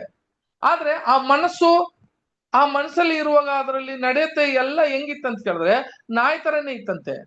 ನೋಡಿದ್ರೆ ಕಚ್ಚೋದು ಅಲ್ವಾ, ನೋಡಿದ್ರೆ ಉರ್ರು ಅನ್ನೋದು, ಯಾರಾದ್ರೂ ಈ ಕಡೆ ಬಂದ್ರೆ ಉರ್ರು ಅನ್ನೋದು, ಒಂದೇ ತರ ಆ ಕೋಪ ಬರೋದು, ಈ ತರ ಎಲ್ಲ ಮಾಡ್ತಿತ್ತಂತೆ. ಆವಾಗ ಆ ನಾಯಿಗೆ ಏನದು ಇಷ್ಟ ಆಗ್ಲಿಲ್ಲ ಅಂತ ಕೇಳಿದ್ರೆ, ತಂದೆ ದೇವ್ರೆ, ನನ್ನ ದೇಹವೆಲ್ಲ ಮನುಷ್ಯನಾಗಿದೆ, ಆದ್ರೆ ನನ್ನ ಮನಸ್ಸು, ನನ್ನ ಯೋಚನೆ ಅಲ್ಲ ನಾಯಿ ತರನೇ ಇದೆ ದೇವ್ರೆ, ಅದಕ್ಕೆ ನಾನು ಮನಸ್ಸು ಕೂಡ ಏನಾಗ್ಬೇಕು, ನಾನು ಮನುಷ್ಯನಾಗಿ ಇರ್ಬೇಕು ಅಂತ ಹೋಗಿ ಕೇಳುವಾಗ, ಅದಕ್ಕೆ ದೇವ್ರು ಏನ್ ಹೇಳಿದ್ರು ಅಂತ ಕೇಳಿದ್ರೆ, ತಂದೆ ದೇವ್ರು ಅವ್ರಿಗೆ ಏನ್ ಹೇಳಿದ್ರು ಅಂತ ಕೇಳಿದ್ರೆ, ಹಾಗಾದ್ರೆ ಒಂದ್ ಕೆಲ್ಸ ಮಾಡು, ನೀನು ನಾಯಿ ಶರೀರದಲ್ಲೇ ಇತ್ಕೊಂಡು ಮನುಷ್ಯನಾಗಿ ನೀನು ಫಸ್ಟ್ ಏನಾಗೋ, ನಿನ್ನಲ್ಲಿ ನೀನು ಚೇಂಜ್ ಆಗು ಅಂತ ಹೇಳಿದ್ರಂತೆ. ನೀನು ಮನುಷ್ಯನಾಗಿ ಪ್ರೀತಿ ಮಾಡು, ಮನುಷ್ಯನಾಗಿ ಏನ್ ಮಾಡು, ಅವನು ಮನುಷ್ಯನು ಮಾಡುವ ಎಲ್ಲಾ ಕಾರ್ಯಗಳು ನೀನು ಮನುಷ್ಯನಾಗಿ ಮೊದಲು ನಿನ್ನ ಮನಸ್ಸಲ್ಲಿ ಮಾರು. ನಿನ್ನ ಮನಸ್ಸಲ್ಲಿ ನೀನ್ ಏನಾಗೋ, ನೀನು ಬದಲಾವಣೆ ಆಗು. ಒಂದು ದಿವಸ ನೀನು ಆ ಎಲ್ಲ ಬದಲಾವಣೆ ಆದ್ಮೇಲೆ ಈಗ ನಿನ್ನ ಮನಸ್ಸನ್ನ ತಗೊಂಡು ಆ ಮನುಷ್ಯನ ಶರೀರಕ್ಕೆ ಹಾಕುವಾಗ, ಆವಾಗ ಏನಾಗ್ತದೆ ಅಂತ ಕೇಳಿದ್ರೆ, ಆ ಶರೀರಕ್ಕೂ ನಿನ್ನ ಮನಸ್ಸಕ್ಕೂ ಅದು ಏನಾಗುತ್ತೆ ಅಂತ ಕೇಳಿದ್ರೆ ಕರೆಕ್ಟ್ ಆಗಿ ಸೂಟ್ ಆಗುತ್ತೆ. ಆಗ ನೀನು ಮನುಷ್ಯನಾಗಿ ಬಾಳ್ಬಹುದು ಅಂತ ಹೇಳಿದ್ರೆ, ಈ ಎಕ್ಸಾಂಪಲ್ ನ ಇಟ್ಕೊಂಡು ಬ್ರದರ್ ನಮಗೆ ಒಂದು ಎಕ್ಸಾಂಪಲ್ ಕೊಡ್ತಾರೆ. ಏನಂತ ಕೇಳಿದ್ರೆ, ನಾವು ತಂದೆಯ ದೇವರಂಗೆ ಕ್ರಿಸ್ತನಾಗಿ ಇರ್ಬೇಕು ಅಂತ ಹೇಳ್ತಾ ಇದ್ದೀವಿ. ಆದ್ರೆ ನಾವು ಸತ್ತಿದ ತಕ್ಷಣ ಹೋಗಿ ಹಂಗಿರೋದಕ್ಕೆ ಸಾಧ್ಯ ಅಂತ ಕೇಳಿದ್ರೆ ಇರಕ್ ಸಾಧ್ಯವೇ ಇಲ್ಲ ಅಂತ ಹೇಳ್ತಾರೆ. ಹಾಗಾದ್ರೆ ಮೊದಲು ನಮಗೆ ಕೊಡ್ಬೇಕಾಗಿರುವ ವಿಷಯ ಏನು ಅಂತ ಹೇಳಿದ್ರೆ ಸಹೋದರರೇ, ಮೊದಲು ನಾವು ಮಾಡ್ಬೇಕಾಗಿರೋದು ನಮ್ಮ ಮನಸ್ಸಲ್ಲಿ ಕ್ರಿಸ್ತನಂಗೆ, ಅವರ ಹೆಜ್ಜೆ ಜಾಡಲ್ಲಿ, ಅವರ ಸಾರೂಪ್ಯಲ್ಲಿ, ಅವರ ಗುಣಲಕ್ಷಣದಲ್ಲಿ ನಾವು ಬದಲಾವಣೆ ಆಗಬೇಕು ಅಂತ ಹೇಳ್ತಾರೆ. ಅದಕ್ಕೆ ಇಷ್ಟಲ್ಲ, ನಿಮಗೆ ಒಂದು ಶರೀರವನ್ನು ನಾನು ಏನ್ ಮಾಡಿದ್ದೀನಿ ಅಂತ ಕೇಳಿದ್ರೆ, ಆಯ್ತಾ ಮಾಡಿ ಇಟ್ಟಿದ್ದೀನಿ, ಆ ಶರೀರಕ್ಕೆ ನೀವೆಲ್ಲ ನಿಮ್ಮ ಗುಣಲಕ್ಷಣಗಳನ್ನ ನೀವು ಬದಲಾವಣೆ ಆದ್ರೆ ಮಾತ್ರವೇ ಅದರಲ್ಲಿ ಹೋಗಕ್ಕೆ ಸಾಧ್ಯ ಅಂತ ಹೇಳಿದ್ರು. ಹಾಗೆ ಅದಕ್ಕೆ ಕ್ರಿಸ್ತನು ಏನ್ ಹೇಳಿದ್ರು ಗೊತ್ತಾ? ವಾಕ್ಯ ಓದನ ಸಿಸ್ಟರ್. ಅದರಲ್ಲಿ ಕೊಲಸಿಯ 3ನೇ ಅಧ್ಯಾಯ 3ನೇ ವಾಕ್ಯ.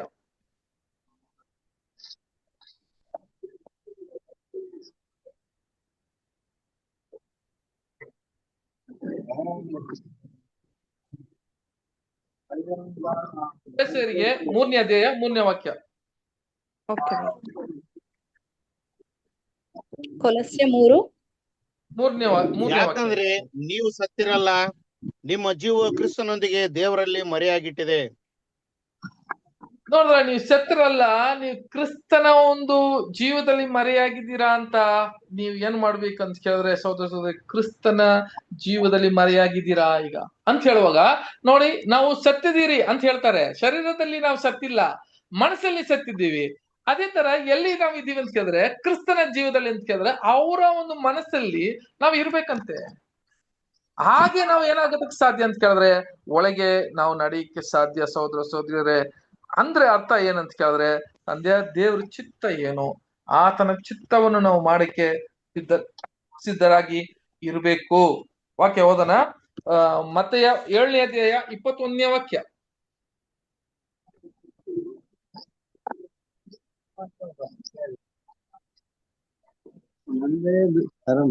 ಸ್ವಾಮಿ ಸ್ವಾಮಿ ಅನ್ನುವರೆಲ್ಲರೂ ಪರಲೋಕ ರಾಜ್ಯದಲ್ಲಿ ಸೇರುವರೆಂದು ನೆನೆಸಬೇಡ್ರಿ. ಪರಲೋಕದಲ್ಲಿರುವ ನನ್ನ ತಂದೆ ಚಿತ್ತದಂತೆ ನಡೆಯುವನೇ ಪರಲೋಕ ರಾಜ್ಯಕ್ಕೆ ಸೇರುವನು. ನೋಡಿದ್ರ, ಸ್ವಾಮಿ ಸ್ವಾಮಿ ಎನ್ನುವನು ಎಲ್ಲರೂ ಪರಲೋಕ ರಾಜ್ಯಕ್ಕೆ ಹೋಗೋದಕ್ಕೆ ಸಾಧ್ಯವಿಲ್ಲ ಅಂತ ಹೇಳ್ತಾರೆ. ಅದು ನಿನ್ನ ಚಿತ್ತ ಮಾಡಕ್ಕೆ ನಾನು ಬಂದಿದ್ದೀನಿ ಅಂತ ನಾವು ಯಾವಾಗ ಬ್ಯಾಪ್ಟಿಸಮ್ ಅಲ್ಲಿ ತಗೊಂಡಿರ್ತೀವೋ ಅದೇ ತರ ಹೇಳ್ತಾರೆ. ಎಲ್ಲರೂ ಸ್ವಾಮಿ ಸ್ವಾಮಿ ಹೇಳ್ತಿದ್ದೀವಿ, ಸ್ವಾಮಿ ಸ್ವಾಮಿ ಅಂತ ಹೇಳ್ಕೊಂಡು ಬಾಗಿಲಲ್ಲಿ ನಿಂತ್ಕೊಂಡು ಸ್ವಾಮಿ ಸ್ವಾಮಿ ಹೇಳೋರಲ್ಲ ಅಲ್ಲಿ ಪರಲೋಕ ಬರಕ್ ಸಾಧ್ಯ ಇಲ್ಲ ಅಂತ. ಹಾಗಾದ್ರೆ ಯಾರಪ್ಪ ಬರಕ್ ಸಾಧ್ಯ ಅಂತ ಹೇಳಿದ್ರೆ ಸಹೋದರ ಸಹೋದರಿಯರೇ, ಇಲ್ಲಿ ನೋಡ್ಬೇಕಾದ್ರೆ ಆತನ ಚಿತ್ತವನ್ನು ಮಾಡವನು, ನಂಬವನಲ್ಲ, ಆತನ ಚಿತ್ತವನ್ನು ಮಾಡವನು ಅದರೊಳಗೆ ಬರಕ್ಕೆ ಸಾಧ್ಯ ಅಂತ ಹೇಳ್ಬಿಟ್ಟು ಸಹೋದರ ಸಹೋದರಿ. ಹೀಗಿರುವಾಗ ನೋಡ್ರಿ, ಒಳಗೆ ಹೋಗ್ತೀವಿ.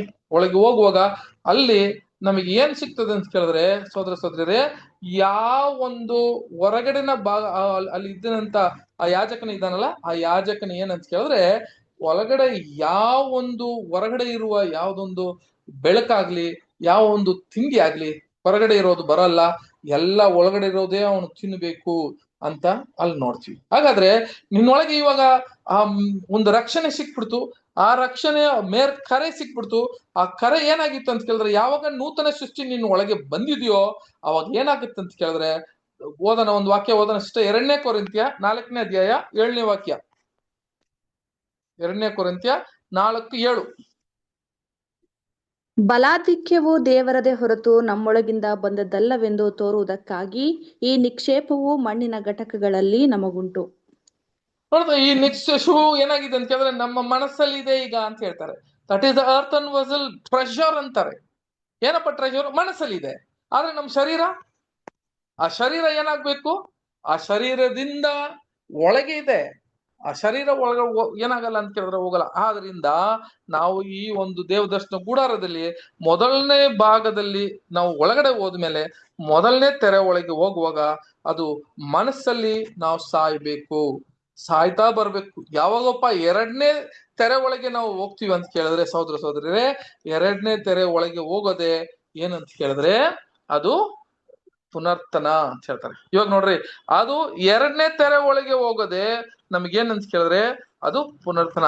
ಅದು ನಿಜವಾದ ಏನಂತ ಕೇಳಿದ್ರೆ ನನ್ನ ಶರೀರದಲ್ಲಿ ನಾನು ಏನಾಗ್ತೀನಿ ಅಂತ ಕೇಳಿದ್ರೆ ನನ್ನ ಶರೀರವನ್ನೆಲ್ಲ ಬಿಟ್ಟು ನಾನು ಏನಾಗ್ತೀನಿ, ಒಳಗಡೆ ಹೋಗ್ತೀನಿ ಅಂತ ಹೇಳ್ತಾರೆ ಅಲ್ವಾ.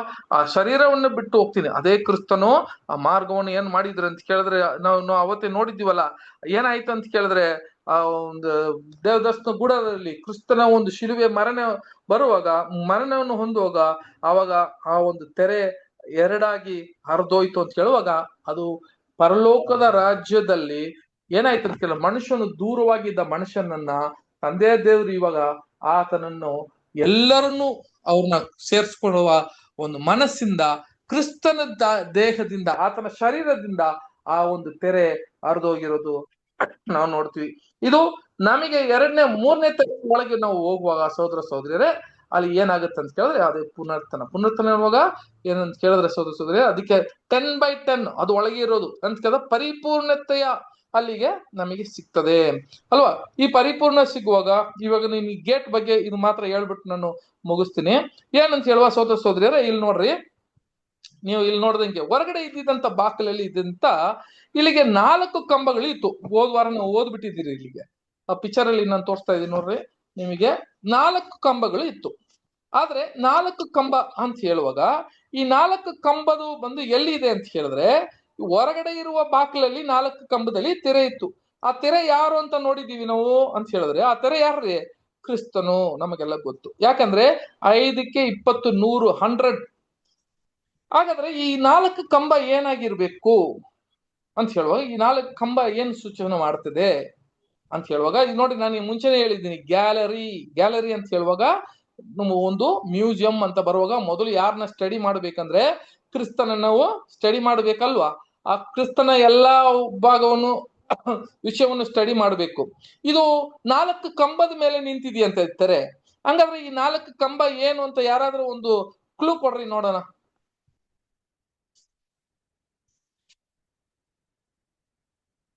ಹೌದು ಸೌದರಿಯರೇ, 4 ಕಂಬ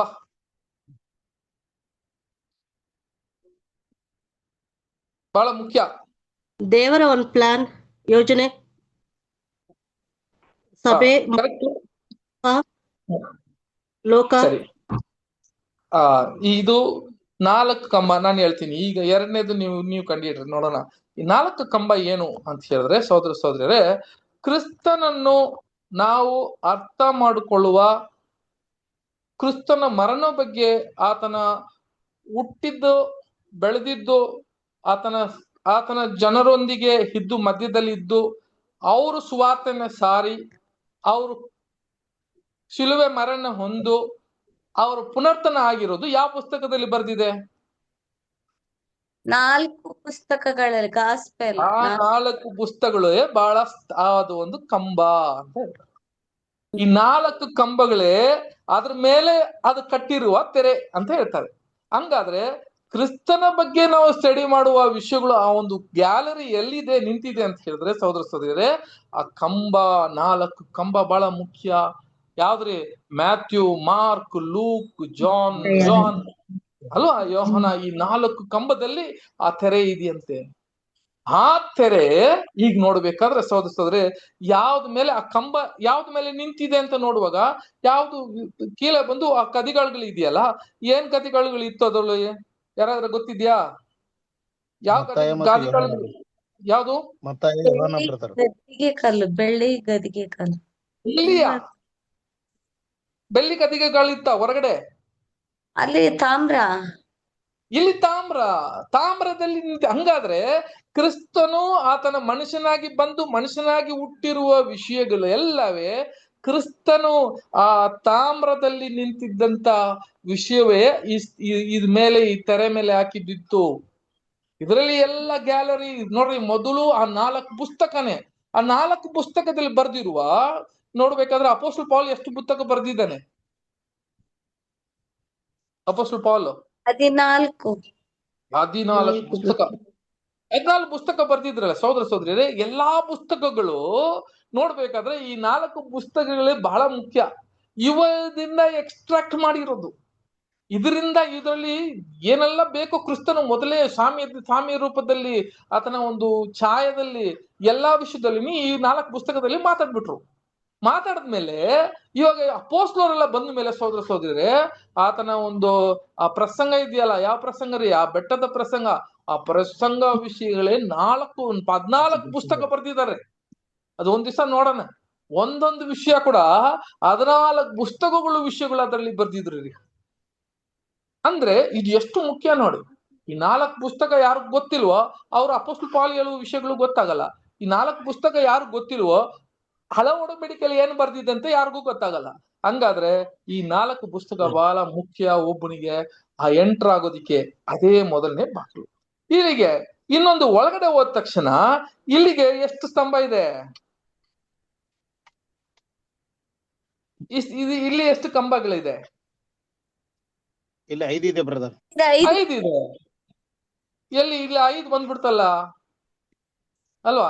ಇಲ್ಲಿ 5 ಬಂದ್ಬಿಡ್ತು. ಇವಾಗ ಆ ವಾಕ್ಯ ಓದ್ರಿ ಗೊತ್ತಾಗುತ್ತೆ. ಅಲ್ಲಿಗೆ ವಿಮೋಚನಾ ಕಾಂಡದಲ್ಲಿ 26ನೇ ಅಧ್ಯಾಯ 36, 37 ಇದೆ ನೋಡ್ರಿ.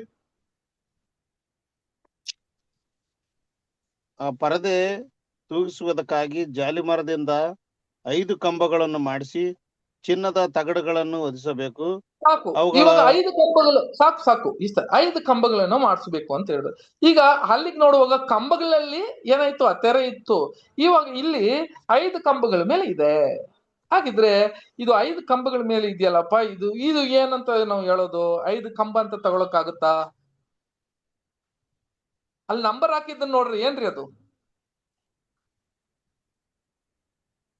ಅಲ್ಲಿ ನಂಬರ್ ಹಾಕಿದೀನಿ ನೋಡ್ರಿ. ಕಂಬ 5 ಇದೆ. 4 ಇದೆ ಬ್ರದರ್, 4 ನಂಬರ್ ಇದೆ. 4 ನಂಬರ್ ಇದೆ. ಅಲ್ಲ, 5 4 ಕಂಬ ಇದೆ ಇದೆ. ಬ್ರದರ್. ಹಾ, 5 ಕಂಬ ಇದೆ. ಕಂಬ ಆದ್ರೆ 5 ಇದೆ ಬ್ರದರ್, ನಂಬರ್ 4 ಇದೆ. ಬಾಗಿಲು ಒಳಗೋಗುವ ಬಾಗಿಲು ಒಳಗೆ ಹೋಗೋ ಬಾಗಿಲು 4 ಮಾತ್ರವೇ ಇದೆ ಇದೆ. ನೋಡ್ರಿ. ಹೌದು. ಇಲ್ಲಿಗೆ ಈ 4 ಬಾಗಿಲು ಅಂತ ಹೇಳಿದ್ರೆ ಏನರ್ಥ ಸಹೋದರ ಸಹೋದರಿಯರೇ? ಕ್ರಿಸ್ತನ ಹೆಂಗೆ ತಂದೆಯ ದೇವರು ಆತನ ಒಂದು ಸಾರೂಪ್ಯದಲ್ಲಿ ಇದ್ನೋ, ಕ್ರಿಸ್ತನು ಆ ಸಾರೂಪ್ಯದಲ್ಲೇ ಇದ್ದಾನೆ. ಅದೇ ತರ ನಾವು ಕೂಡ ಈ 4 ಗುಣಲಕ್ಷಣಗಳಲ್ಲಿ ನಾವು ಏನಾಗ್ತೀವಿ, ಅದ್ರೊಳಗೆ ಹೋಗ್ಬೇಕು. ಆ 4 ಗುಣಲಕ್ಷಣ ಕ್ರಿಸ್ತನ ಸಾರೂಪ್ಯಕ್ಕೆ ನಾವು ಏನಾಗ್ಬೇಕು, ಮಾರ್ಪಡ್ಬೇಕು ಅಂತ. ಈ 4 ಒಳಗಡೆ ನಾವು ಬರುವ ವಾರದಲ್ಲಿ ನೋಡೋಣ. ವಿಷಯ ನಾ ಜಾಸ್ತಿ ಹೇಳಿಲ್ಲ, ಬರೀ ಒಳಗೆ ಇದು ಮಾತ್ರ ಹಿಂಟ್ ಮಾತ್ರ ಕೊಡ್ತೀನಿ. 4 ಒಳಗೆ ಹೋಗುವ ಬಹಳ ಮುಖ್ಯ. ಆತನ ಒಂದು ಗುಣಲಕ್ಷಣಗಳು ಇದು ಬಹಳ ಮುಖ್ಯ. ಈತನ ಗುಣಲಕ್ಷಣ ಅದಕ್ಕೆ 100/100 ಹೇಳ್ತಾರೆ.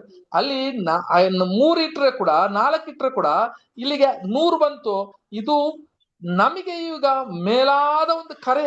ಆ ಕರೆ ಏನು ಸಿಕ್ಕಿದೆ ಅಂತ ಕೇಳಿದ್ರೆ ಇಮ್ಮಾರ್ಟಾಲಿಟಿ ಅಂತ, ಅಮರತ್ವ ಅಂತ ಹೇಳುವಾಗ ಈ 4 ಗುಣಲಕ್ಷಣಗಳೇ ಬಹಳ ಮುಖ್ಯ.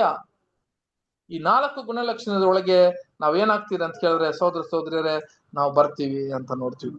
ಸೊ ಆಗಿರುವಾಗ ನಾವು ನೋಡ್ತೀವಿ ಸಹೋದರ ಸಹೋದರಿಯರೇ, ಇದು ನಾವು ಏನಪ್ಪ ಈ 4 ಗುಣಲಕ್ಷಣಗಳು ಅಂತ ಹೇಳುವಾಗ, ಇವಾಗ ನಾವು ಒಂದೊಂದು ಗುಣಲಕ್ಷಣಗಳು ನಮಗೆಲ್ಲರಿಗೂ ಗೊತ್ತಿದೆ. ಆಗಿರುವಾಗ ಸಹೋದರ ಸಹೋದರಿಯರೇ, ಇದು ನೋಡ್ರಿ, ಈ 2ನೇದು ತೆರೆ, ಇನ್ನೊಂದು ತೆರೆ ಇದೆ. ಆ 3ನೇ ತೆರೆ ಏನಪ್ಪಾ ಅಂತ ಕೇಳಿದ್ರೆ, ಇಲ್ಲಿ ಹೋದ್ರೆ ಎಷ್ಟಿದೆ ವೇಲಲ್ಲಿ? ಇಲ್ಲಿ 4 ಕಂಬ ಇದೆ. ಇದೇನಪ್ಪ 4 ಕಂಬ? ಹೌದು, ಇಲ್ಲಿ 4 ಕಂಬ ಇದೆ. ಅಲ್ಲಿ 3 ದಾರಿ, ಒಳಗೆ ಹೋಗುವ 3 ದಾರಿ ಇದೆ.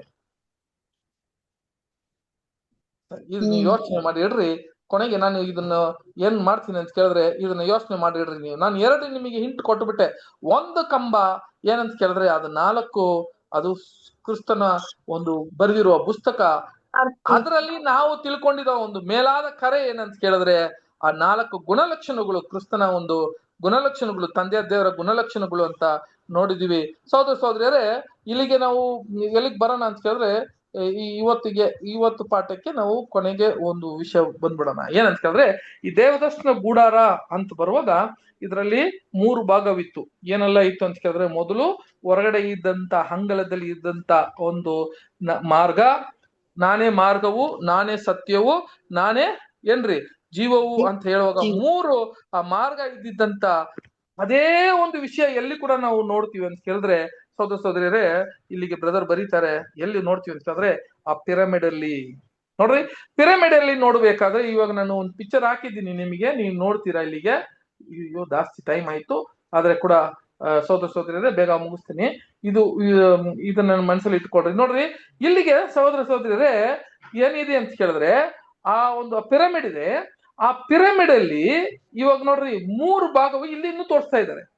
ಇದೇನು 3 ಭಾಗ ಅಂತ ಹೇಳುವಾಗ ನೋಡಿ, ಮೊದಲನೇ ಭಾಗ ಏನಂತ ಕೇಳಿದ್ರೆ ಪರ್ಫೆಕ್ಟ್ ಹ್ಯೂಮನ್ ಬೀಯಿಂಗ್ ಅಂತ ಹೇಳುವಾಗ ಆ ಒಂದು ಆದಾಮನ ಹಿಂಗೆ ಕ್ರಿಸ್ತನು ಅಲ್ವಾ, ಕ್ರಿಸ್ತನು ಒಂದು ಆ ಸ್ಥಿತಿಗೆ, ಆ ಒಂದು ಆದಾಮನ ಸ್ಥಿತಿಗೆ ಪರ್ಫೆಕ್ಟ್ ಹ್ಯೂಮನ್ ಬೀಯಿಂಗ್ ಆಗಿ ಪರಿಪೂರ್ಣ ಮನುಷ್ಯನಾಗಿ ಬಂದಿದಂತ ಒಂದು ಜಾಗ ಇಲ್ಲಿಗೆ. ಅದು ಸ್ವಲ್ಪ ಮುಂದೆ ಬಂದ್ರೆ ಹೆಂಗೆ ಒಂದು ಪರಿಶುದ್ಧ ಸ್ಥಳ ಇತ್ತು, ಅದೇ ತರ ಇಲ್ಲಿಗೆ ಆ ರಾಣಿಯ ಒಂದು ಅರೆ ಇದೆ. ಆ ರಾಣಿಯ ಅರೆಯನ್ನು ಯಾರು ಜಯ ಹೊಂದಿ ನೋಡ್ರಿ, ಮೇಲೆ ಗ್ರ್ಯಾಂಡ್ ಗ್ಯಾಲರಿ ಇದೆ ಇಲ್ಲಿಗೆ. ಆ ಗ್ರ್ಯಾಂಡ್ ಗ್ಯಾಲರಿಲಿ ಹತ್ತುಕೊಂಡು ಅದನ್ನ ಮೇಲೆ ಯಾರು ಹತ್ತುಕೊಂಡು ಹೋಗ್ತಾನೋ, ಜಯ ಹೊಂದುತ್ತಾನೋ, ಅವನು ಎಲ್ಲಿಗೆ ಹೋಗ್ತಾನೆ ಅಂತ ಕೇಳಿದ್ರೆ ಆ ಒಂದು ಕಿಂಗ್ಸ್ ಚಾಂಬರ್ ಅಂತ ಹೇಳ್ತಾರೆ. ಹಂಗಂದ್ರೆ ಆ ಅರಸನ ಒಂದು ಆರೈಕೆ ಒಂದು ರಾಜನ ಒಂದು ಹರೆಗೆ ಅವನು ಹೋಗ್ತಾನೆ ಅಂತ ನೋಡ್ತೀವಿ. ಇದು ಅಲ್ಲಿಗೆ ಸೇಮ್ ಹಂಗೆ ತಗೊಂಡ್ರೆ ಸಹೋದರ ಸಹೋದರಿಯರೇ, ದೇವದರ್ಶನ ಗುಡಾರದಲ್ಲಿ ಇದ್ದಿದ್ದಂತ ವಿಷಯಗಳು ಹಂಗೆ ನೋಡ್ರಿ ಈ ಪಿರಮಿಡ್ ಒಳಗೆ ಬರ್ತದೆ. ಇದು ಬಹಳ ಒಂದು ವಿಷಯ. ಓಕೆ, ಸರಿ. ಈಗ ಮೂರನೇ ತೆರೆ ಏನಂತ ನಾವು ಬರುವಾರ ಇದನ್ನ ನೋಡೋಣ. ತಂದೆ ದೇವರು ಈ ವಾಕ್ಯ ಕೂಡ ಆಶೀರ್ವದಿಸ್ಲಿ. ಮುಂದೆ ಬರುವ ವಿಷಯಗಳಲ್ಲಿ ಇಲ್ಲಿ ಬಹಳ ಮುಖ್ಯವಾಗಿ ಕೆಲವು ವಿಷಯಗಳನ್ನ ನಾವು ಅದನ್ನ ಓದನ. ತಂದೆ ಸಹೋದರ ಸಹೋದರಿಯರೇ, ಈ ಒಂದು ಪಾಠಕ್ಕಾಗಿ ನೀವು ಎಲ್ಲ ಮತ್ತೆ ನೀವು ಅದನ್ನ ಸ್ಟಡಿ ಮಾಡಿ ಮೈಂಡ್ ಅಲ್ಲಿ ಇಟ್ಕೊಳ್ರಿ. ನಾವು ಬರೋ ವಾರದಲ್ಲಿ ಬರುವ ಒಂದು ಪ್ರಶ್ನೆಗಳು ಕೂಡ ಏನೆಲ್ಲಪ್ಪ ಇದೆ ಅಂತ ಕೆಲವು ಪ್ರಶ್ನೆಗಳು ಕೂಡ ಕೇಳ್ತೀನಿ. ಅದನ್ನ ಮನಸ್ಸಲ್ಲಿ ಇಟ್ಕೊಳ್ರಿ. ಈ ಒಂದು ವಾಕ್ಯನ ದೇವರ ಆಶೀರ್ವದಿಸ್ಲಿ. ಆಮೇನ್. ಬ್ರದರ್, ಯಾರಾದ್ರೂ ಬ್ರದರ್ಸ್ ಇದ್ರೆ ಒಂದು ಪಾಠ ಇದು ಯಾರು ಇರೋದು?